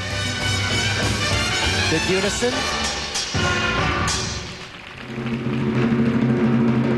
Now, while they're making a run at Anissina and Peizerat, the world champs, who are in first place. Remember, this is the team that Winkler and Losa are trying to edge out for the silver medal to assure themselves of a spot at the Grand Prix final. Drobiazko and Vanagas are technically not in yet, but they surely will secure their spot here in Japan.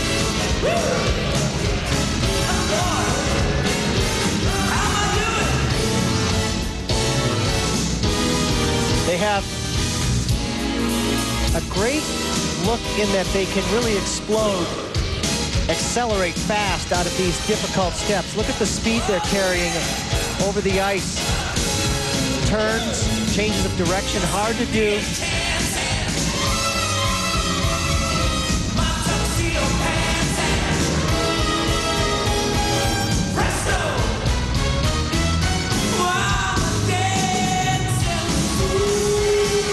Conclude with their dance lift.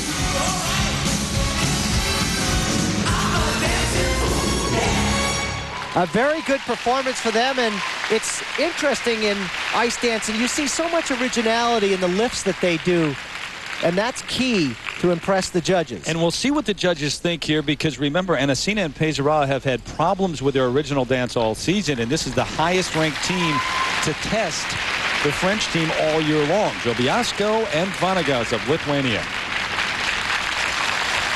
Here's the dance lift. The key to this is not to let it get out of control and spin too fast, but he stays right over his feet, very centered. Nice job there.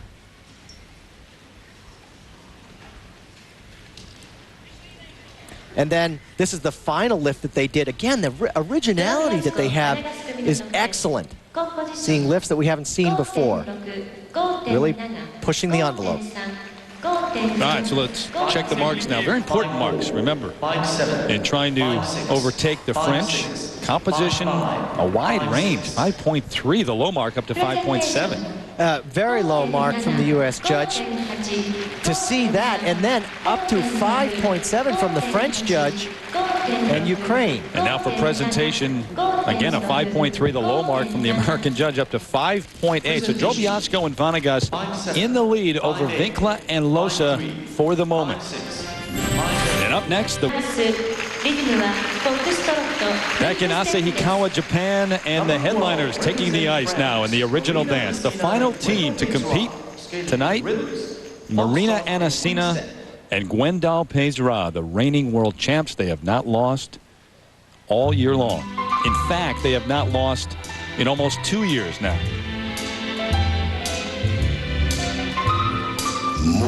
They've had, as I mentioned earlier, stumbles in this original dance. Their goal is to really get through without mistakes. But look at the flow they have.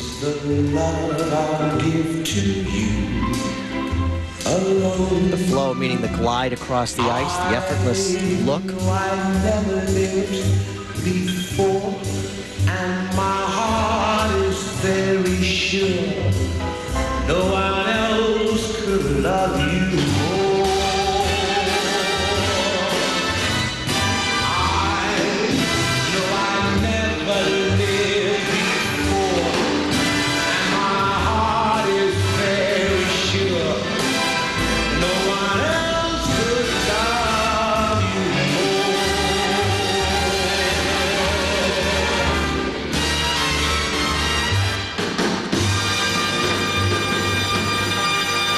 Ladies and gentlemen, it's showtime at the Copacabana! No mistakes yet, but no. So far this season, stumbles, little bobbles in both of their original dances, Skate Canada and Trophy La Leko, though they came back after being in second place in Paris to win the free dance and win the gold medal there.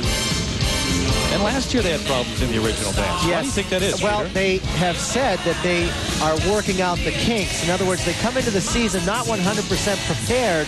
Their choreography is difficult, so it tends to get away from them at times.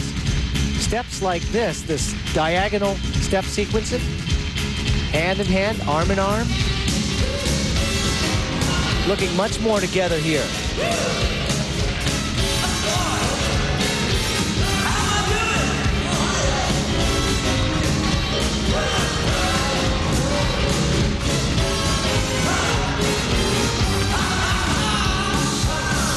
Now we see them step apart from each other, and they're a little bit of a unison problem, not as tight as it should be.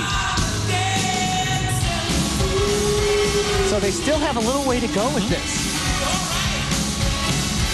Conclude with their dance lift. Sigh of relief, perhaps, though, that there wasn't a major mistake and they don't have to answer all the questions afterwards. It's better. It's a very aerobic dance in that it takes a lot of energy and stamina to get through, but through that difficult step sequence, not together. It will be interesting to see what the judges do, though, with Anissina and Peizerat. Here's the lift that they do. One thing that's good about this is the coverage it has across the ice. In other words, it really travels a lot, showing good control.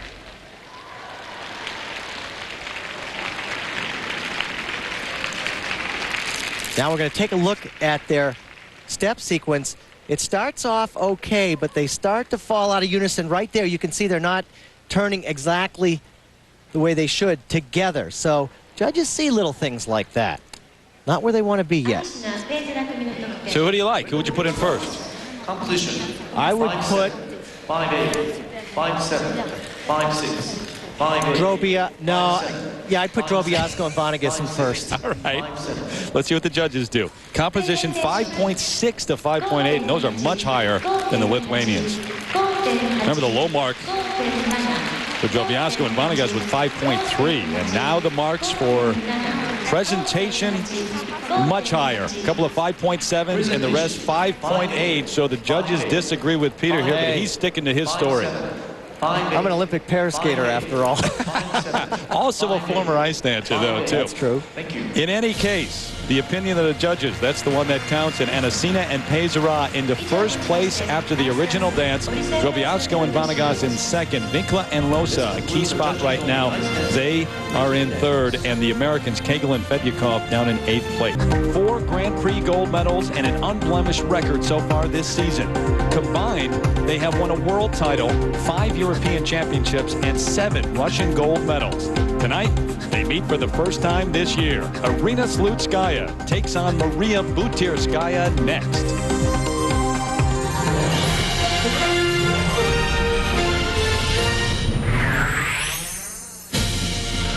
Welcome back, everybody, to Asahikawa, Japan. A busy night here, and there's one thing that's for sure. None of us will be driving the streets on this evening. Number 1, the snow. Number 2, they drive on the opposite side of the street here in Japan. And we welcome you back inside the Taisetsu Ice Arena as NHK Trophy continues. The ladies on the ice warming up for their short programs, and the standings through 5 events in the Grand Prix so far. 3 skaters have already qualified for the Grand Prix finals. Sarah Hughes from the U.S. should go. Slutskaya trying to qualify here, as are 3 other skaters, including Jenny Kirk. Again, everybody, Terry Gannon back with Peter Carruthers. Slutskaya, Butirskaya. Has a nice ring to it, doesn't it? It definitely does. They have met many times throughout their career, but this is the first time this season. How do you split them, Peter? Well, it's interesting to see Slutskaya and Butirskaya going against each other for the first time. As far as Butirskaya is concerned, she's won 2 events on the Grand Prix, but last week in Paris, France, she should not have won there. She is not skating her best. She has the world champion factor going for her. The judges, in other words, holding her up even when she doesn't skate her best. So in terms of performance, maybe you give the edge to Slutskaya a little bit. You would in some ways, because Slutskaya has what she really needs, and that is a big win against Michelle Kwan. Yep. She beat her at Skate Canada. Her confidence is definitely running high, so it'll be interesting to see how they go together.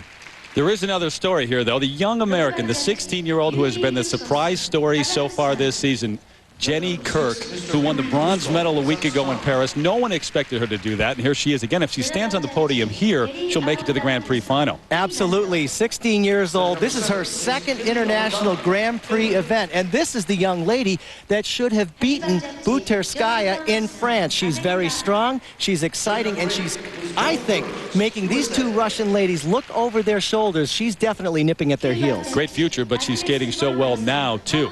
Well, the ladies' short program, as always, 2 minutes and 40 seconds in length, worth 1/3 of the overall score. And Peter, 8 required elements. Yes, and they are tricky elements. One of the things to look for in the required elements is the jump combination. That can make or break the ladies in the short program.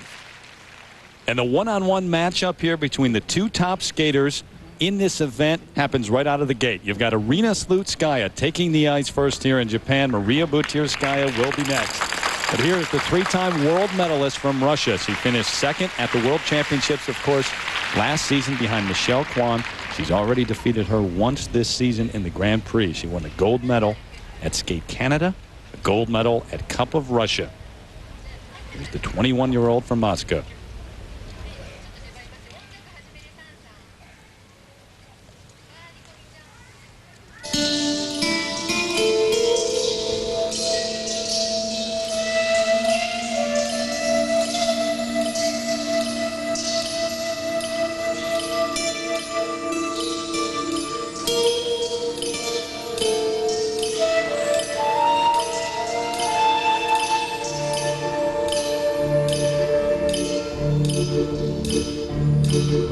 She will begin with the triple Lutz double loop combination. That's the best I've seen her do that. The run out on the landing, very secure and good glide across the ice. She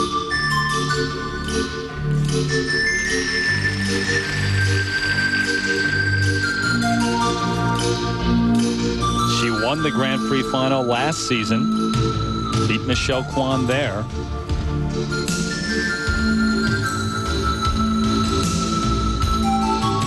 Now the triple flip. Right foot picking in to get her up in the air. She's just really into her game here. Good rhythm, good timing. Watch where she takes this spin all the way back. Both hands grabbing the blade.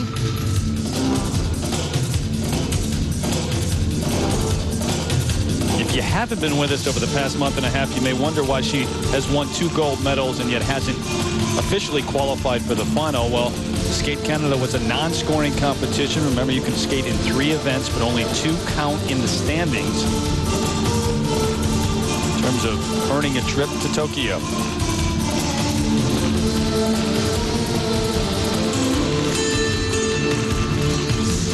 Spinning nice and fast.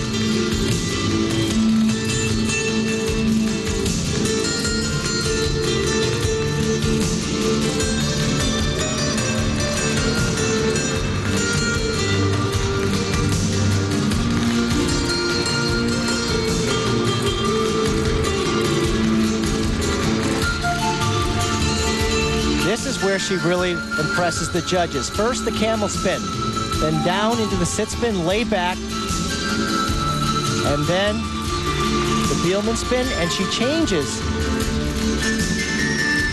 And again, we see that great position that is so impressive.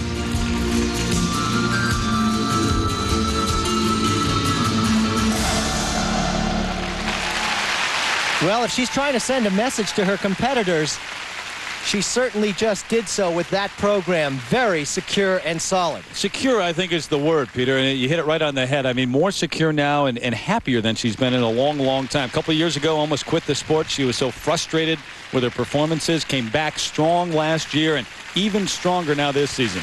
Aryna Slutskaya. This is the best I've seen her do this combination. The reason being she stays so nice and straight, and she lands perfectly where she should be on the blade. A really nice back position there. And what generates that rotation is the feet coming together like that, and then the left foot going slightly back, preparing her for the double loop. Very nice. And this is the triple flip, that right foot picking in, getting her up in the air. I really like her air position, giving her a stable landing. And this is just terrific. The changes of position, the flexibility that she shows. And look at this spin does not really drop off in speed. She's able to generate and go faster as she does the spin. Really nice. Now the first of 2 sets of marks for Aryna Slutskaya alongside Zhana Gromova, her coach since she was 6 years old. Maria Butirskaya on the ice. Little snack before she's about to take on Slutskaya in the short. 5.7s, 5.8s for required elements. This is really going to be a great competition because now Butirskaya knows how well she has to skate. Really, Slutskaya has left her no room to make mistakes. These are solid scores. And now for presentation, couple of 5.7s, the rest 5.8s once again. So even though she's the first lady on the ice, they've left some room, but not much at the top at all. Good start for Aryna Slutskaya. Back in Japan, the NHK Trophy continuing now, the ladies short program. Terry Gannon, Peter Carruthers with you. Very high marks so far for Aryna Slutskaya. Now it is up to Maria Butirskaya, the first Russian lady ever to win a world championship. That was in '99, but she has lost 4 consecutive times to Slutskaya.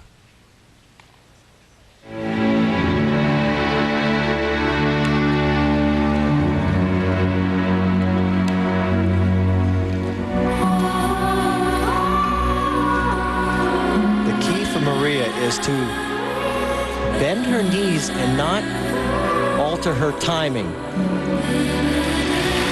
Triple Lutz, double toe loop, that was fine.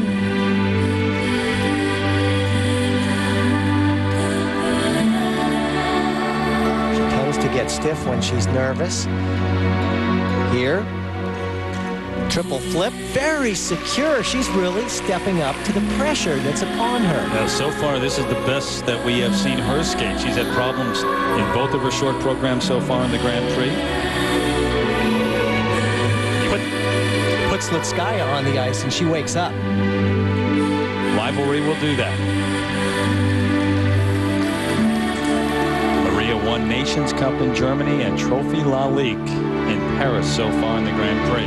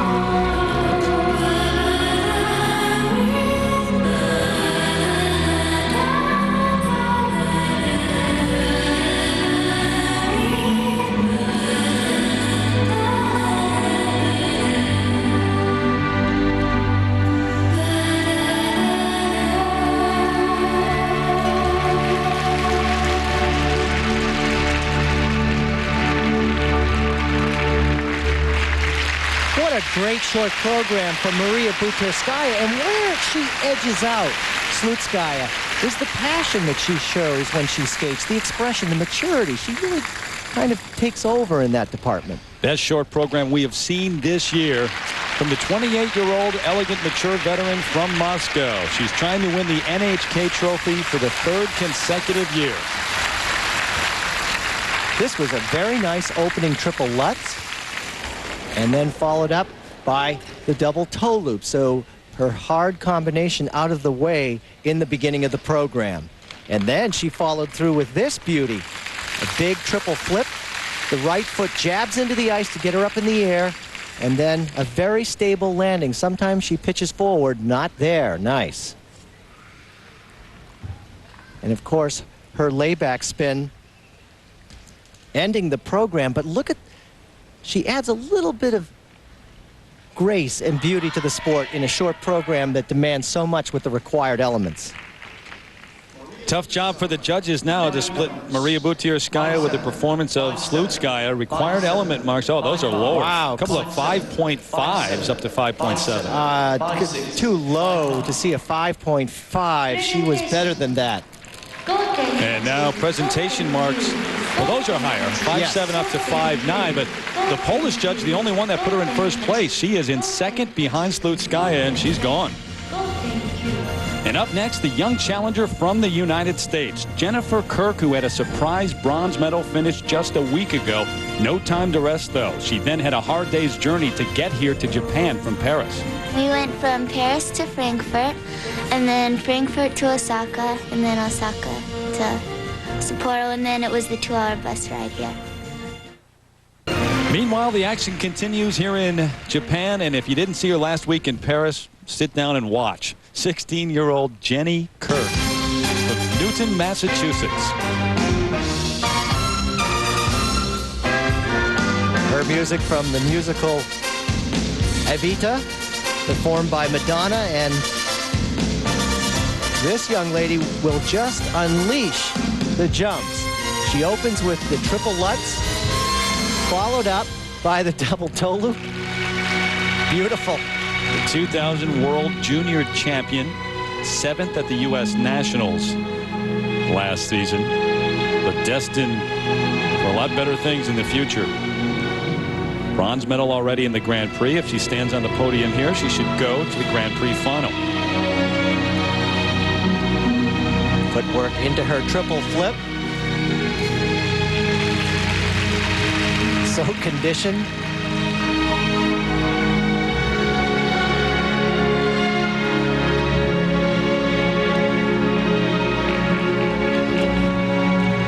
Remember, from the ages of 6 to 12, she trained with the Boston Ballet, and this has really given her a terrific foundation. Look at the extension on the spiral sequence.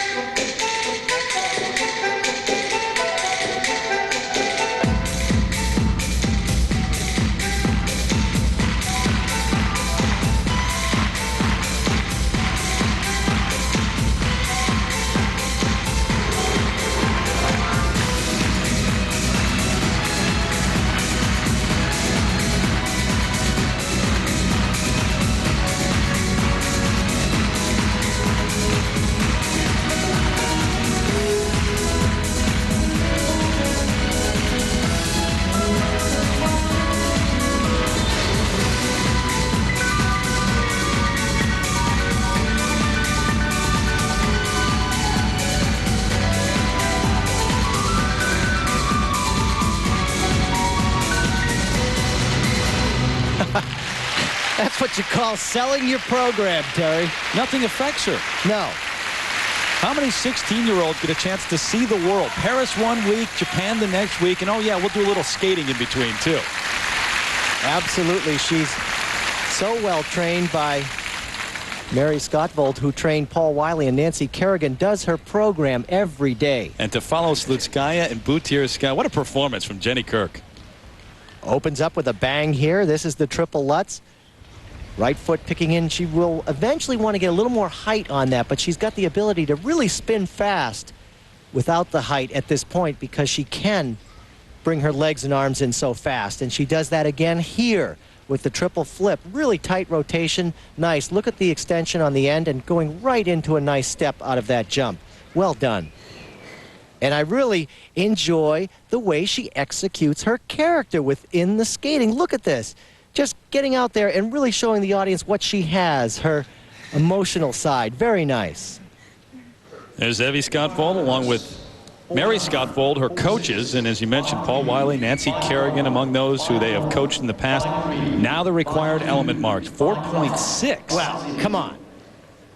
They can't, it's not, again, I feel like this is last week all over again because we really took apart the judges there. They are not giving her the score she deserves, certainly with a 4.6. Reputation over performance, I guess. Presentation marks 5.0 up to 5.5. Jenny Kirk in third place, again, perhaps deserving better marks. When we come back, the 99 Grand Prix final champion, Tatiana Malinina of Uzbekistan. Fumie Suguri. Right now, it's Arina Slutskaya in the lead over Maria Butyrskaya, then Tatiana Malinina ahead of Jenny Kirk as Fumie Suguri takes the ice, the 19-year-old from right here in Japan.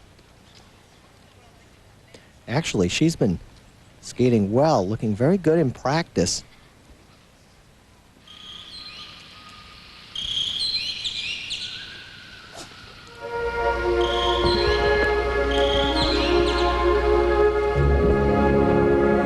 Solid bronze medal finish at Skate Canada, so Fumie can earn a trip to Tokyo in the Grand Prix final with a good performance here at NHK.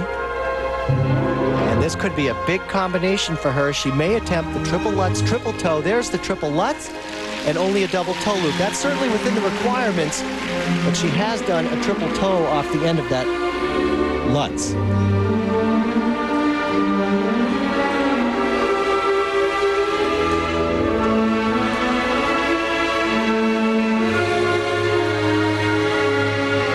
Into the triple flip. Nice job, really solid. And I like the speed that she has.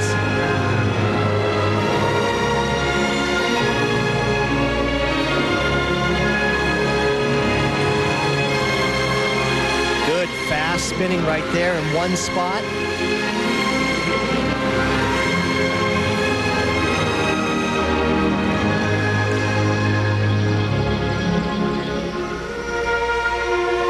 coming off a tough season, which was full of injuries, and saw her only grab a bronze medal at the Japanese National Championships. But after the bronze medal at Skate Canada, she wasn't scheduled to compete here, but the federation here in Japan made sure she entered this competition because she does have the chance to go to Tokyo.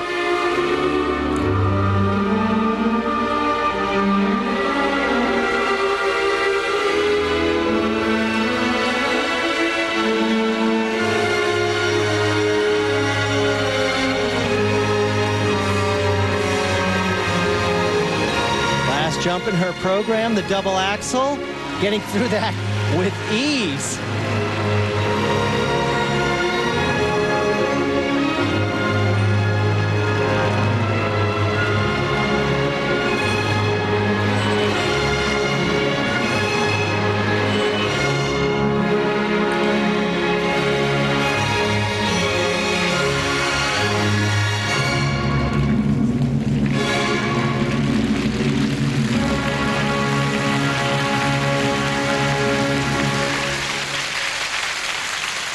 Well, I'll tell you, that was a very good performance.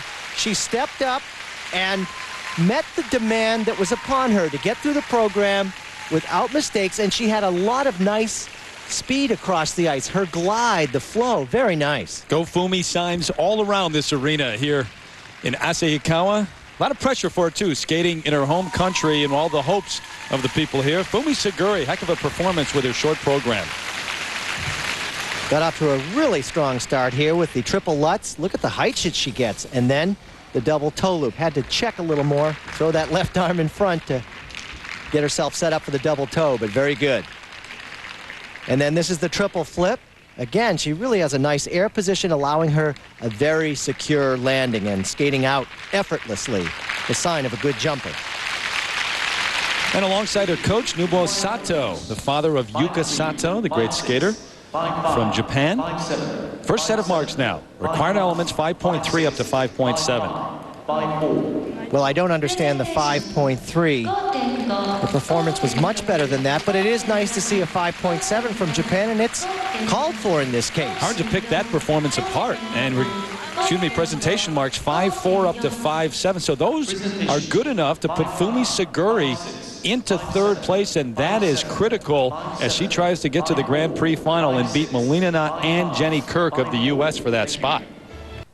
5-3. Thank you. Maria Butyrskaya taking in the action. Her work is done for the evening. She is in second place right behind that woman, Arina Slutskaya, who is the leader so far in the short program, both with their winter coats on. It's cold outside, but guess what? It's not a whole lot warmer inside this arena right now. And here is the final skater to take the ice in the ladies' short program from the U.S., Angela Nikodinov. The 20-year-old from San Pedro, California, needs to finish second or higher here. That's a long shot, but if she would do that, she would go to the Grand Prix final, at least have a shot.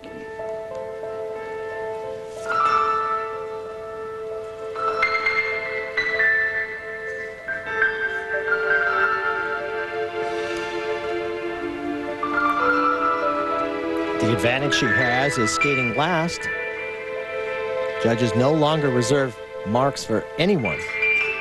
So if she can turn in a solid performance, things could go well for her. But it begins here with the triple Lutz, double toe loop, very secure.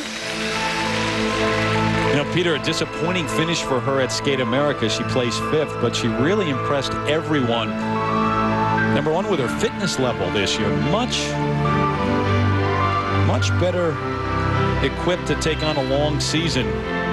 Worked out a lot in the summer. Also her presentation skills. She has since changed coaches from Richard Callahan back to Lake Arrowhead, California. She did a double flip there. You can do a double jump, but of course a triple will get you more credit.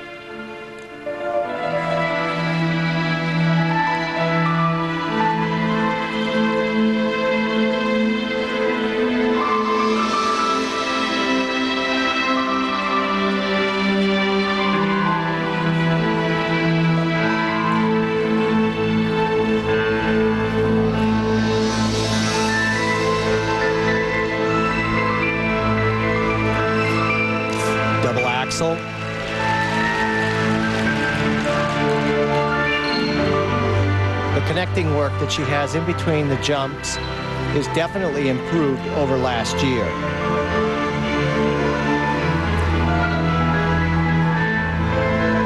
Nice use of her arms.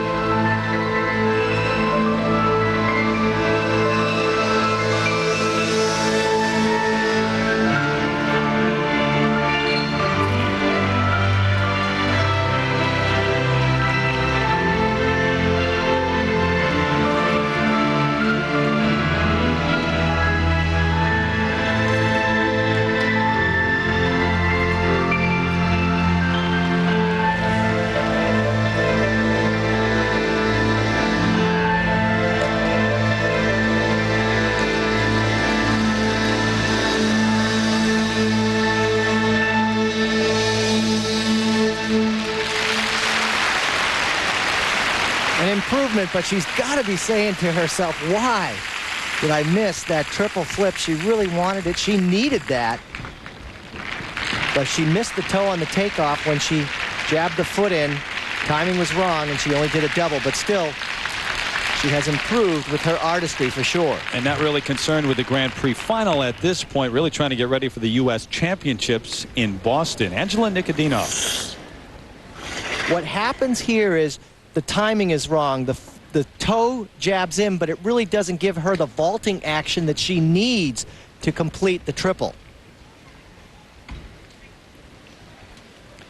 But she really had a nice start with this triple Lutz. The toe going in exactly the way it should to create 3 nice revolutions and then a double toe loop afterwards. Yelena Cherkasskaya, now her coach. She has been her choreographer, but now she's handling both roles, as I mentioned, out in Lake Arrowhead, California. First set of marks now, 5.0 to 5.4. Well, had she done that triple flip, these scores would have been higher. Not bad at all for Nikodinov for required elements. What about presentation now? 5.3 up to 5.6, and those aren't bad either, Peter. No, very secure on those scores. Taking a 5.6, she's got to be happy with that. Puts her into 5th place ahead of Jenny Kirk. So one American edging out another American to round out the top 5. Look at the standings. Arina Slutskaya in the lead after the short program over Maria Butirskaya. That will be a great free skate. Fumie Suguri in 3rd place, just ahead of Tatiana Malinina at this point. Through 5 events in the Grand Prix Series, they have won 4 of them, and neither has tasted defeat this season. Combined, they own 7 Russian national championships, 5 European gold medals, and a world title.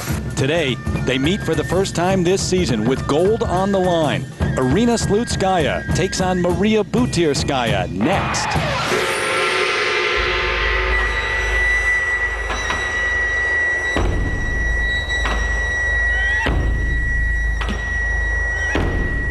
Scenes here in Asahikawa, Japan, a chilly reminder that, geographically speaking, we're actually closer to Siberia than to the capital city of Tokyo, but certainly great images of a winter wonderland here around Christmas time. And the fans were lining up outside earlier today, but they're glad to be inside the appropriately named Taisetsu Ice Arena, which translates in English to Big Snow. As we welcome you back to the NHK Trophy, the ladies getting ready to take the ice for their free skate. And here's the situation overall with the Grand Prix right now. 3 skaters have already qualified for the final in Tokyo. Butirskaya, Kwan, Sokolova. Sarah Hughes, almost a certainty from the U.S. to go. And Slutskaya certainly will clinch today. So that basically leaves 1 spot open, and there are 3 skaters here trying to get that spot. And hello again, everybody. Terry Gannon back with Peter Carruthers for a showdown between 2 skaters who are from the same hometown. They have met countless times throughout the years, but now we get to see them head-to-head for the first time this season. Arina Slutskaya, Maria Butirskaya. So far, it's been awfully close. Hard to split them so far. Well, that may continue. It's a tough matchup. They're both very good, but for Arina Slutskaya, she's really building on what she started last year when she won the Grand Prix finals with 2 huge triple-triple combinations, and her pacing is very good in the season so far. She does not appear to be peaking too early, and that's important leading up to the Grand Prix finals and certainly certainly the World Championships. As for Maria Buterskaya, this is the first time that she faces off with Arina Slutskaya. The past 4 times that these two ladies have been together competing against each other, it has been Slutskaya who has come out on top. I think both of these ladies are pushing each other. There's definitely rivalry to determine who's the queen of the ice in their homeland of Russia. So Slutskaya has won the last 4 matchups between the two. Who do you like here? Well, I'm going to go with Slutskaya because I think she's going to outjump Buterskaya. So technically your program may be more difficult. Yep. We'll wait and we'll see. We'll see if the judges agree with Peter. Right now, the standings after the short program look like this. Arina Slutskaya in the lead over Maria Buterskaya. But here are 3 other names to watch. Fumie Suguri, Tatiana Malinina, and Jenny Kirk in 3rd, 4th, and 6th place overall. Those are the 3 that are trying to get that last remaining spot to the Grand Prix final in Tokyo. Icy steps. Number 5, represents Japan, Fumie Suguri. Meanwhile, the ladies' free skate continues here. Terry Gann and Peter Carruthers ringside. Fumie Suguri steps onto the ice from Chiba, Japan. She is in 3rd place after the short program with a chance to win here. She needs to finish 3rd or higher in order to make it, have a chance to make it to the Grand Prix final. She was very good in the short program. The short program is like a sprint.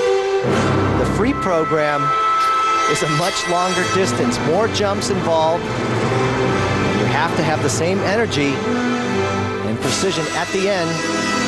Here, opening, triple Lutz, triple toe. Now you can see that was sloppy on the second jump.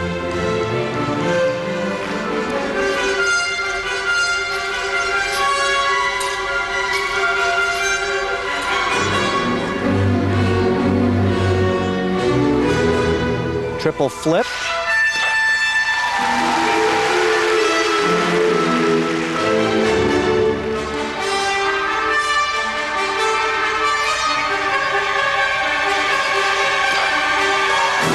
That was better on the double axel. Her free foot, the foot that's off the ice on the landing, is a little sluggish, and we're seeing some two-footed landings. She's only 19 years old, went to Skate Canada earlier this season where she captured a bronze medal. That wasn't a shock, but a bit of a surprise. And she wasn't scheduled to compete in another Grand Prix event, but the Japanese Federation sent her here to try to go to the final.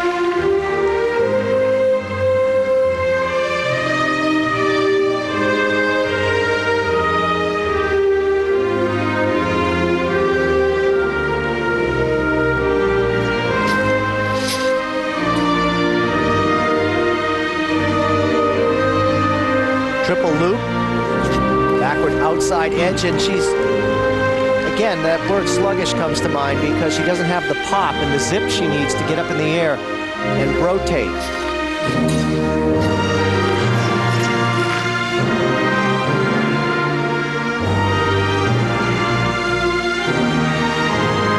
Triple Lutz, and you know, just turning out forwards there, half a turn short of the rotation.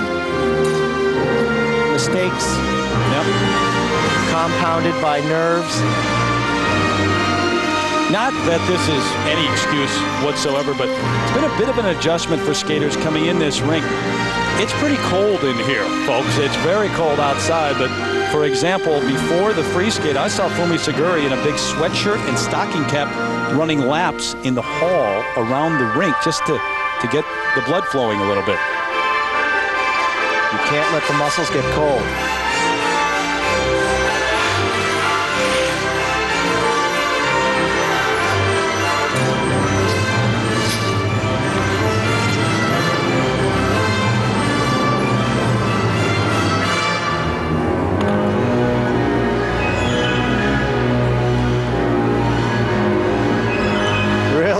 moving slowly into that triple sow cow, pulling it off, but she's dropping off a little here.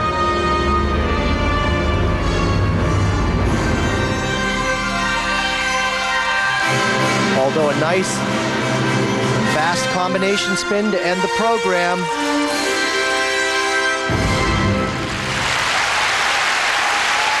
She needed to keep the same energy that she had in the short program and carry that through to the free program. That did not happen.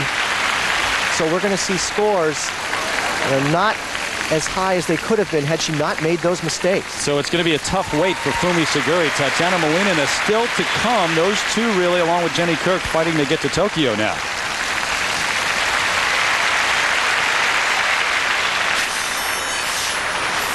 This is the triple Lutz jump. Right foot picking in, jabbing into the ice to get her up in the air. Nice there.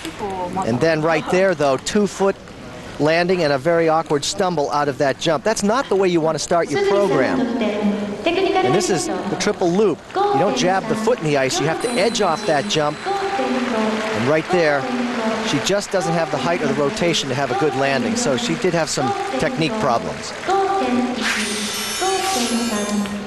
Fumie's coach is Nobuo Sato, the father of Yuka Sato, the world champion back in 1994. Now the first set of marks for technical merit, 4.8. Wow, up to 5.6. A big difference from the 4.8 by the Polish judge all the way up to 5.6 from the Japanese judge. Well, she does need to clean those jumps up, however. The presentation marks 4.9 up to 5.7. Another wide range for those marks, but good enough to put Fumie Suguri ahead of Jenny Kirk at the moment. So Suguri in the lead right now. And the overall favorite still to come, Maria Butyrskaya, trying to deal with the cold conditions here. While Arina Slutskaya will be the next to go. She won the Grand Prix final last year, but then the World Championships brought major disappointment. At the 2000 World, Skaya will be the next to go. She won the Grand Prix final last year, but then the World Championships brought major disappointment. At the 2000 Worlds, U.S. champ Michelle Kwan was looking to regain her world title after losing it in '99. She skated flawlessly, even landing a triple-triple combination. But since she was the first of the contenders to skate, she had to sit backstage and wait for Arina Slutskaya's performance. With only one small error, but no triple-triples, Arina saw her hopes for a world title dashed after a remarkable season of wins.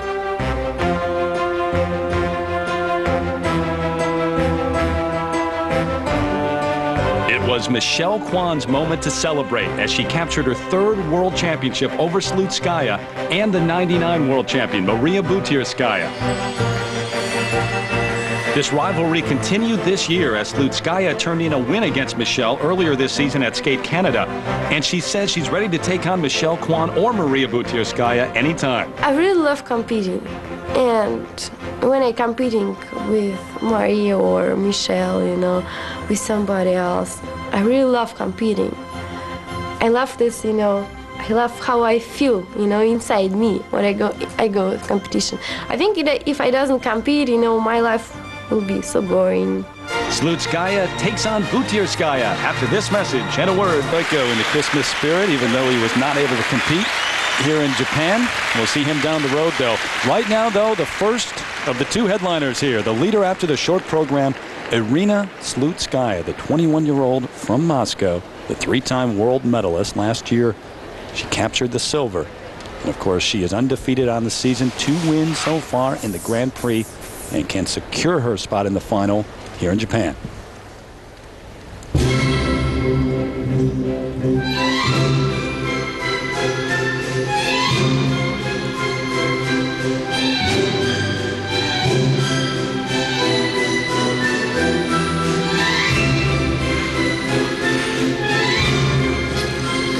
She may or may not open with her triple combination. First, very close to the boards here, triple Lutz. And she does not do a combination. She just stops with the triple Lutz. We may see the triple here. And that would be, first, the Triple Salchow. Fine there, double loop. So she's a little conservative with her jumping.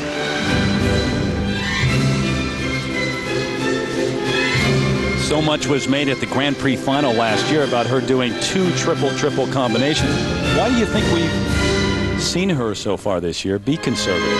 I am a little bit surprised, especially in this competition. I think she's playing a little safe.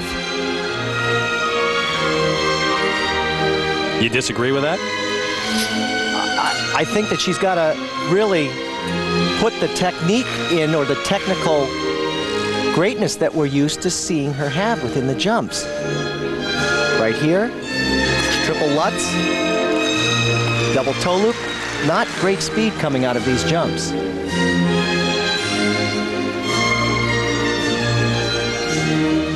And certainly I didn't think she would hold back with Butyrskaya being so close behind.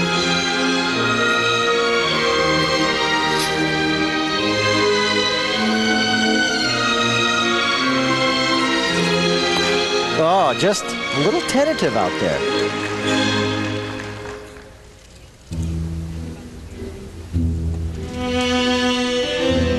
If you haven't been with us for most of the Grand Prix, you may wonder why Arina Slutskaya could have won 2 gold medals already and not officially be qualified at this moment for the Grand Prix final.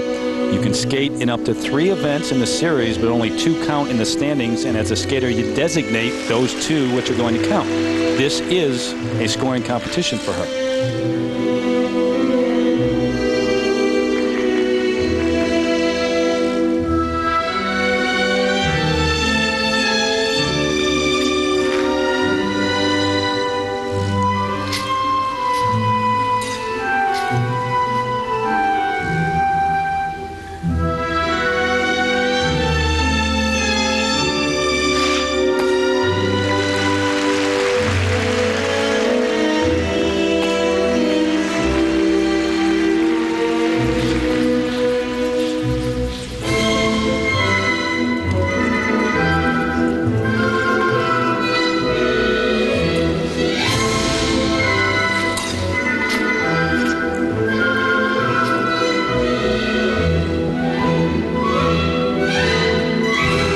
Toe loop, and she tried to do the second triple toe loop, but it was a failed effort. She just didn't have the height, and she cheated that jump, under-rotated.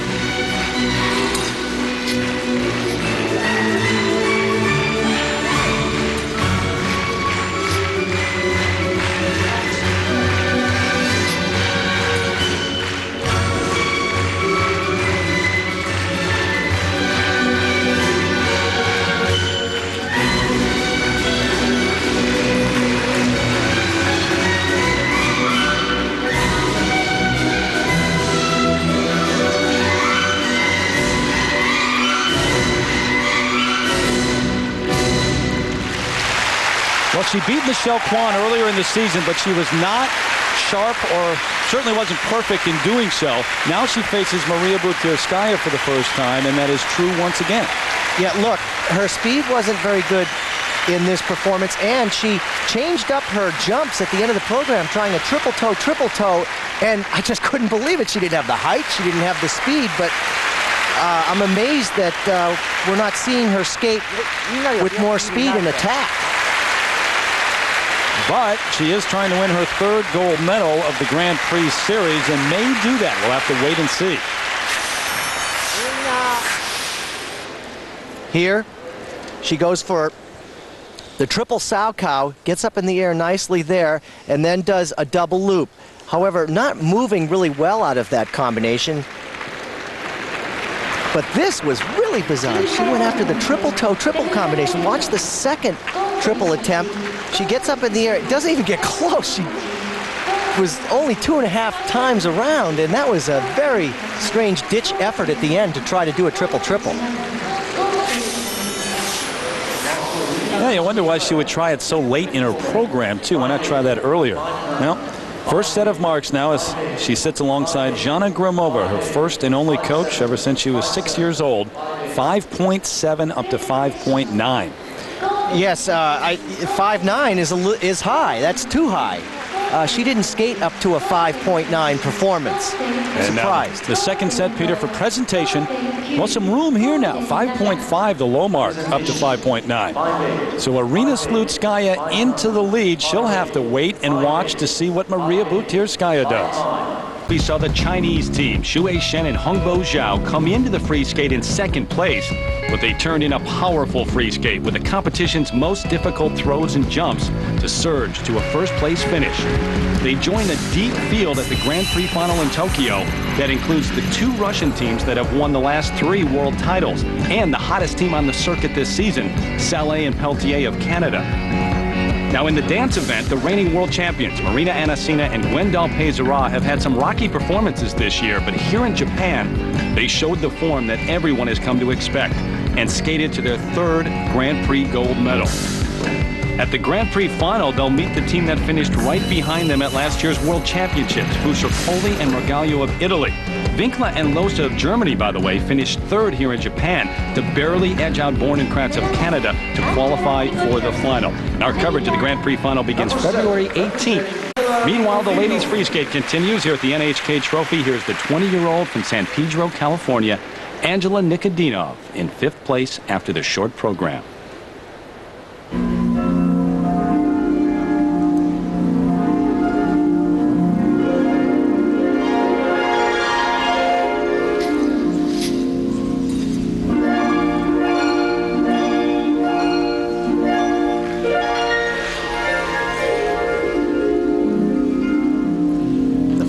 Take off, double axel, nice.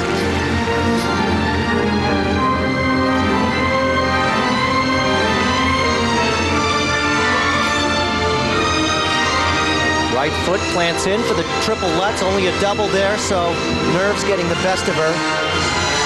Timing was off.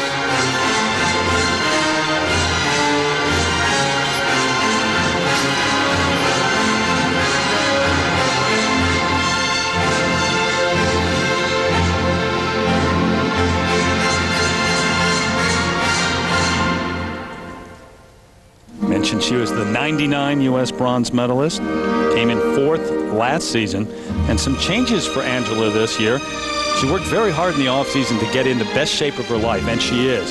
She went to Skate America early in the Grand Prix, looked great in practice, was skating so well, but finished a disappointing 5th, and then left her coach, who was Richard Callahan. She is now out back in California at Lake Arrowhead, coached by Yelena Cherkaskaya.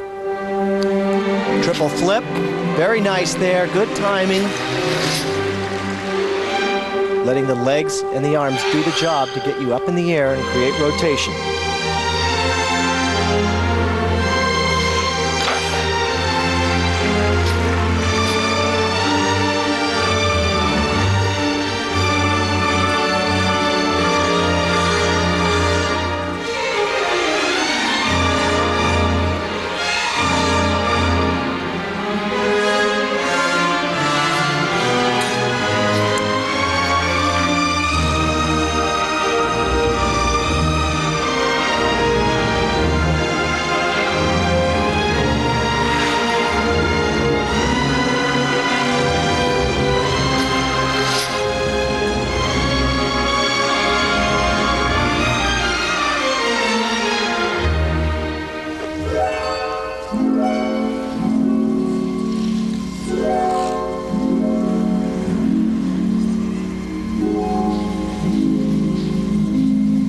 Now there's a nice layback position. The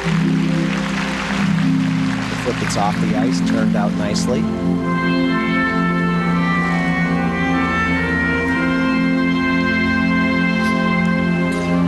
This program, by the way, to Sleeping Beauty by Tchaikovsky, choreographed by Gorsha Sir. Remember him? Along with Renee Roca, U.S. ice dancing champion.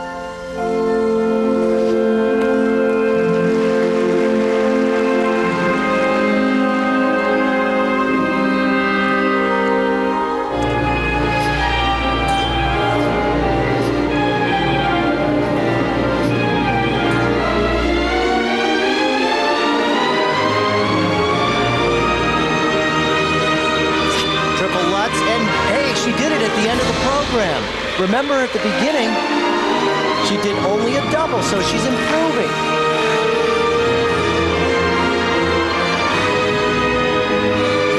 Last triple, the triple toe loop, double toe loop.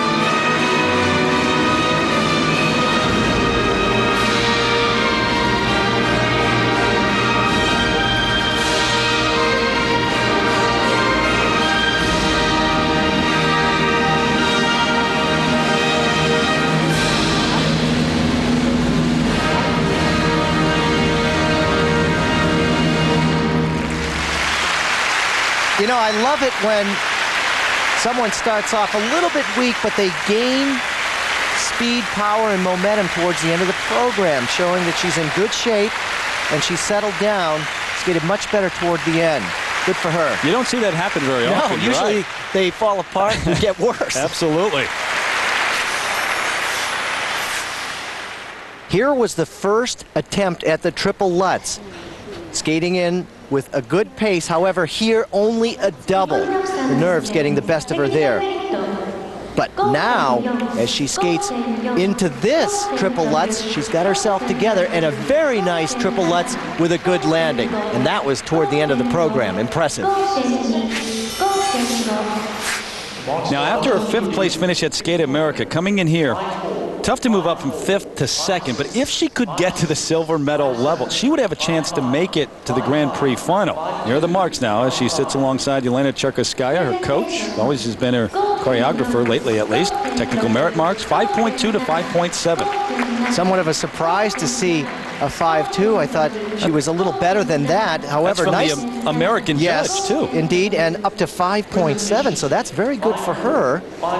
Next marks will tell more of the story. Well, now the presentation marks, 5.4 up to 5.7, Peter. And look at that. With that 5.7, she got a first place ordinal. First place from the finish judge, but overall, Angela Nikodinov now into 2nd place, right behind Slutskaya. That's a heck of a finish for her. So who wants to be a gold medalist? Right now, Tatiana Malinina. Out of lifelines, but she's scrambling to make the Grand Prix final in 4th place after the short program. She's got to beat out Fumie Suguri to get to Tokyo.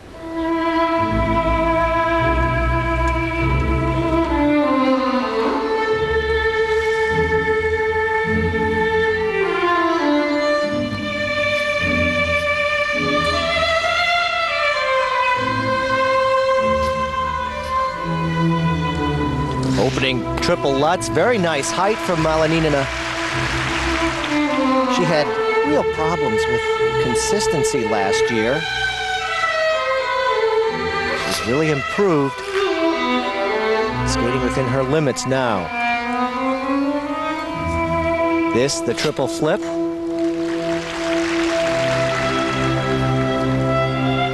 "27 years old, one of the oldest skaters on the ladies circuit. Of course, Maria Butyrskaya is 28, but Tatiana had the great year in '99. Placed 4th at the World Championships last year. Some injuries. She was 18th.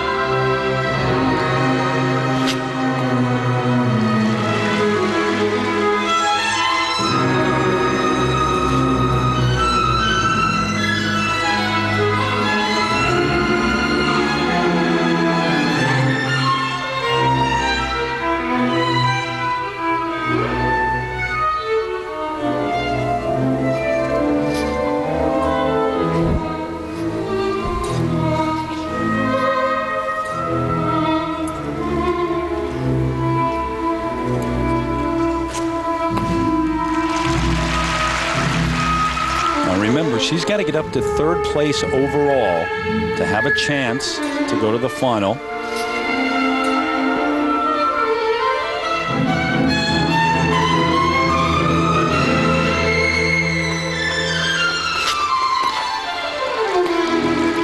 Very determined to get through these jumps. A little hesitant, but she's keeping very good timing and rhythm throughout to complete those hard jumps.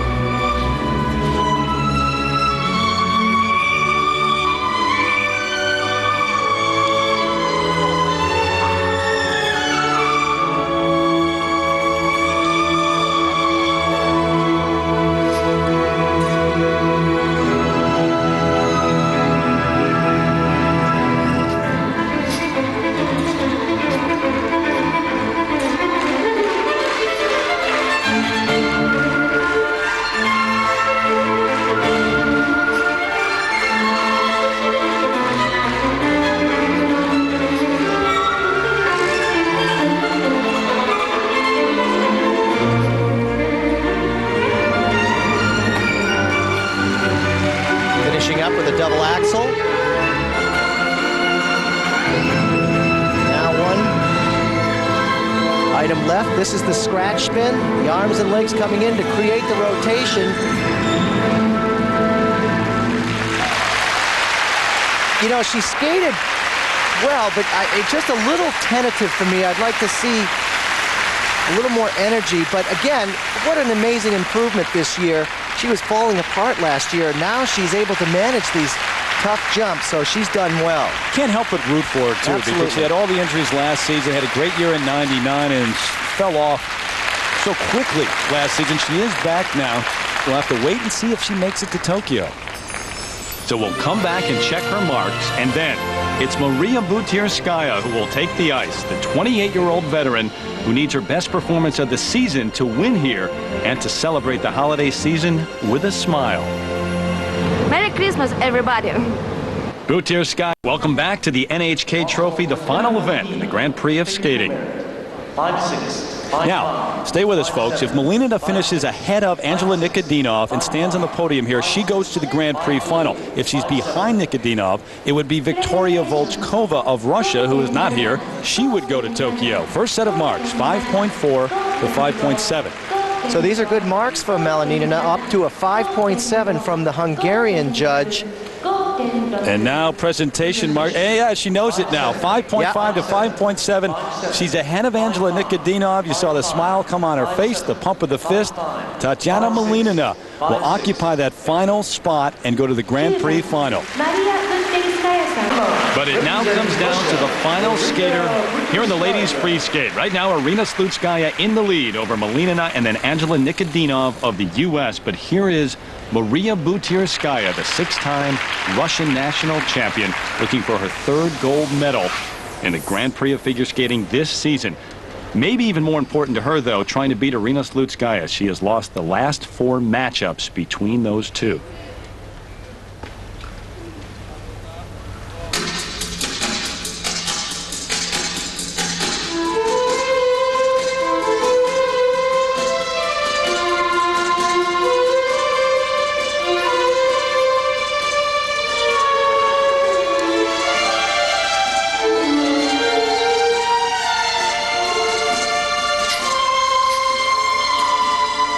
Maria opening up with the triple Lutz, double toe loop.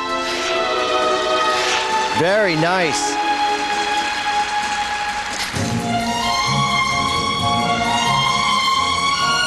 Triple Lutz is the hardest jump you can do. Of course, the triple axel harder.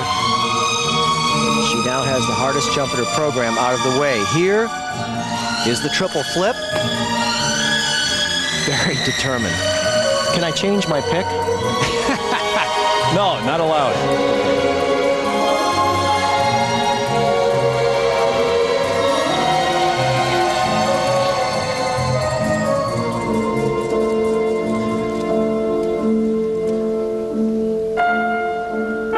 This is Maria's 3rd competition in 4 weeks. And she told us when we were in Paris at Trophy La Ligue that she didn't expect the judges to hold her up. She's the '99 world champion, but no longer, of course, the reigning world champion. So she would have to earn everything that she gets this year. So far, she's doing that here in Japan. This is the hardest jumping sequence that she has. First, the triple toe loop, half loop, triple sow cow. Ooh! Pitching forward a little bit, but still, a tough combination landed.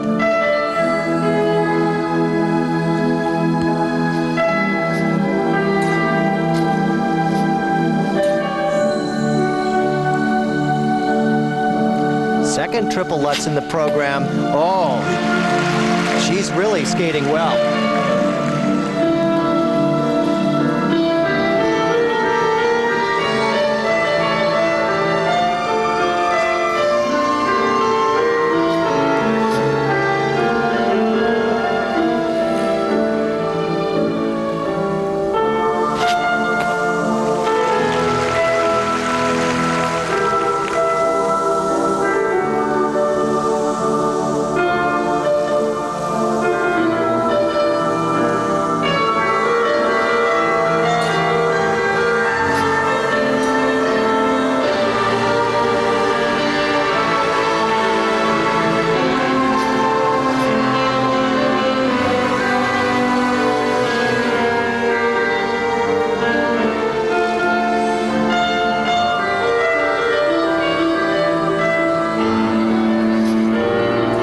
take anything away from any other skater, but Butyrskaya, Slutskaya, Kwan, considered to be the three top names in ladies skating now. Slutskaya faced Michelle Kwan earlier. This is the first time that Maria Butyrskaya is facing someone in her own elite level. Maybe there's a reason she's skating better than we've seen her all year.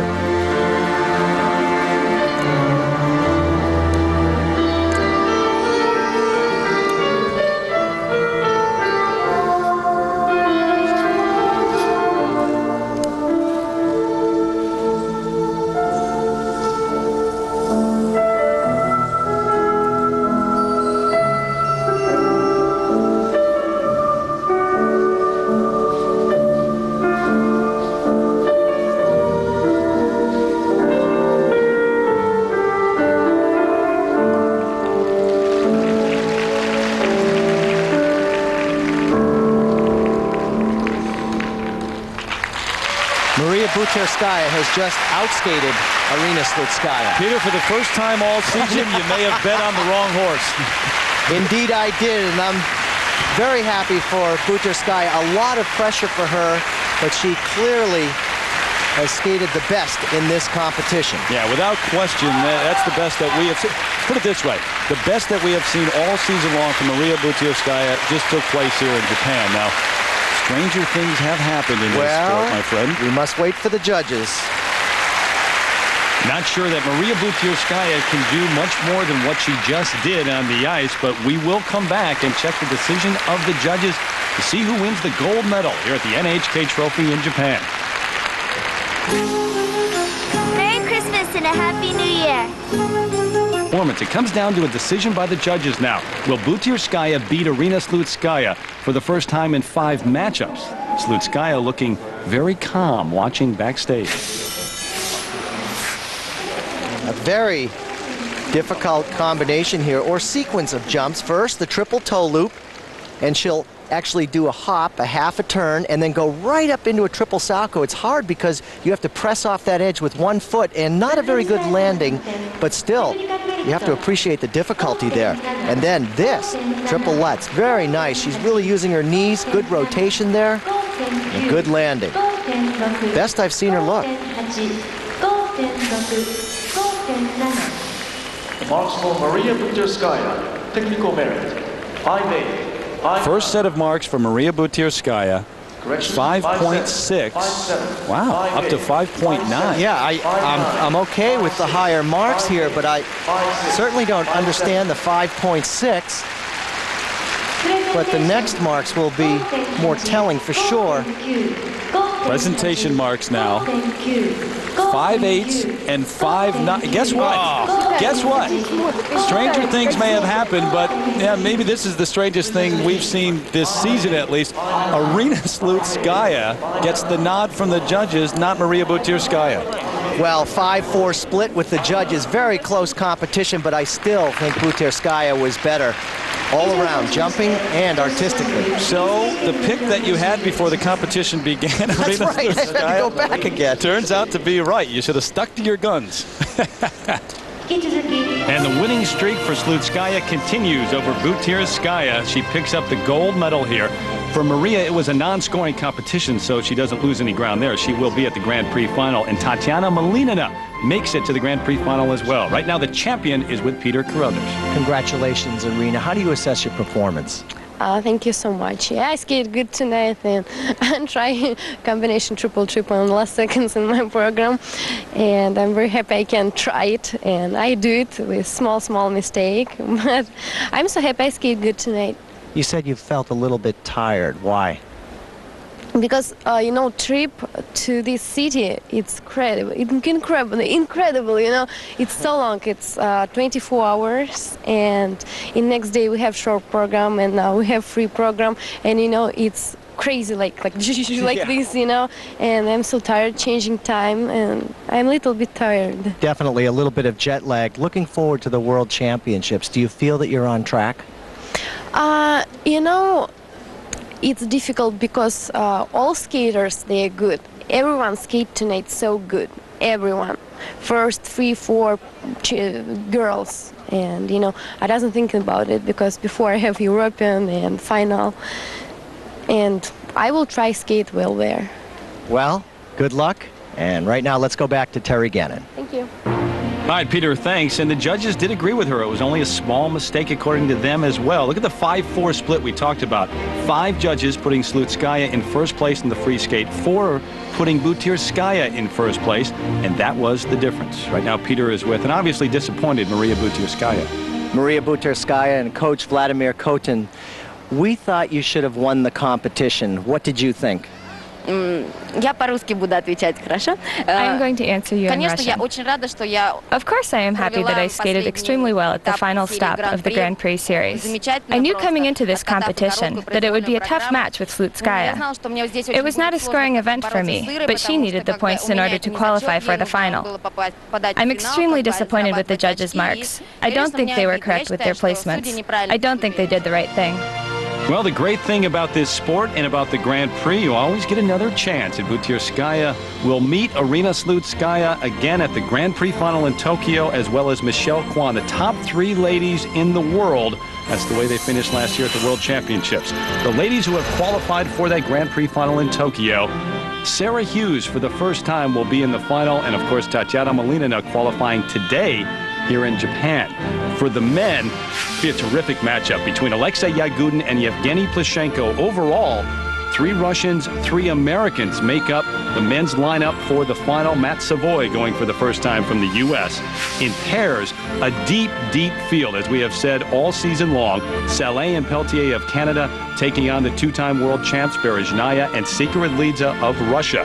And in ice dance, Husar Poli and Rogalio, the team that finished second last year at the World Championships, taking on the reigning world champions Anissina and Peizerat. Our coverage begins February 18th from Tokyo.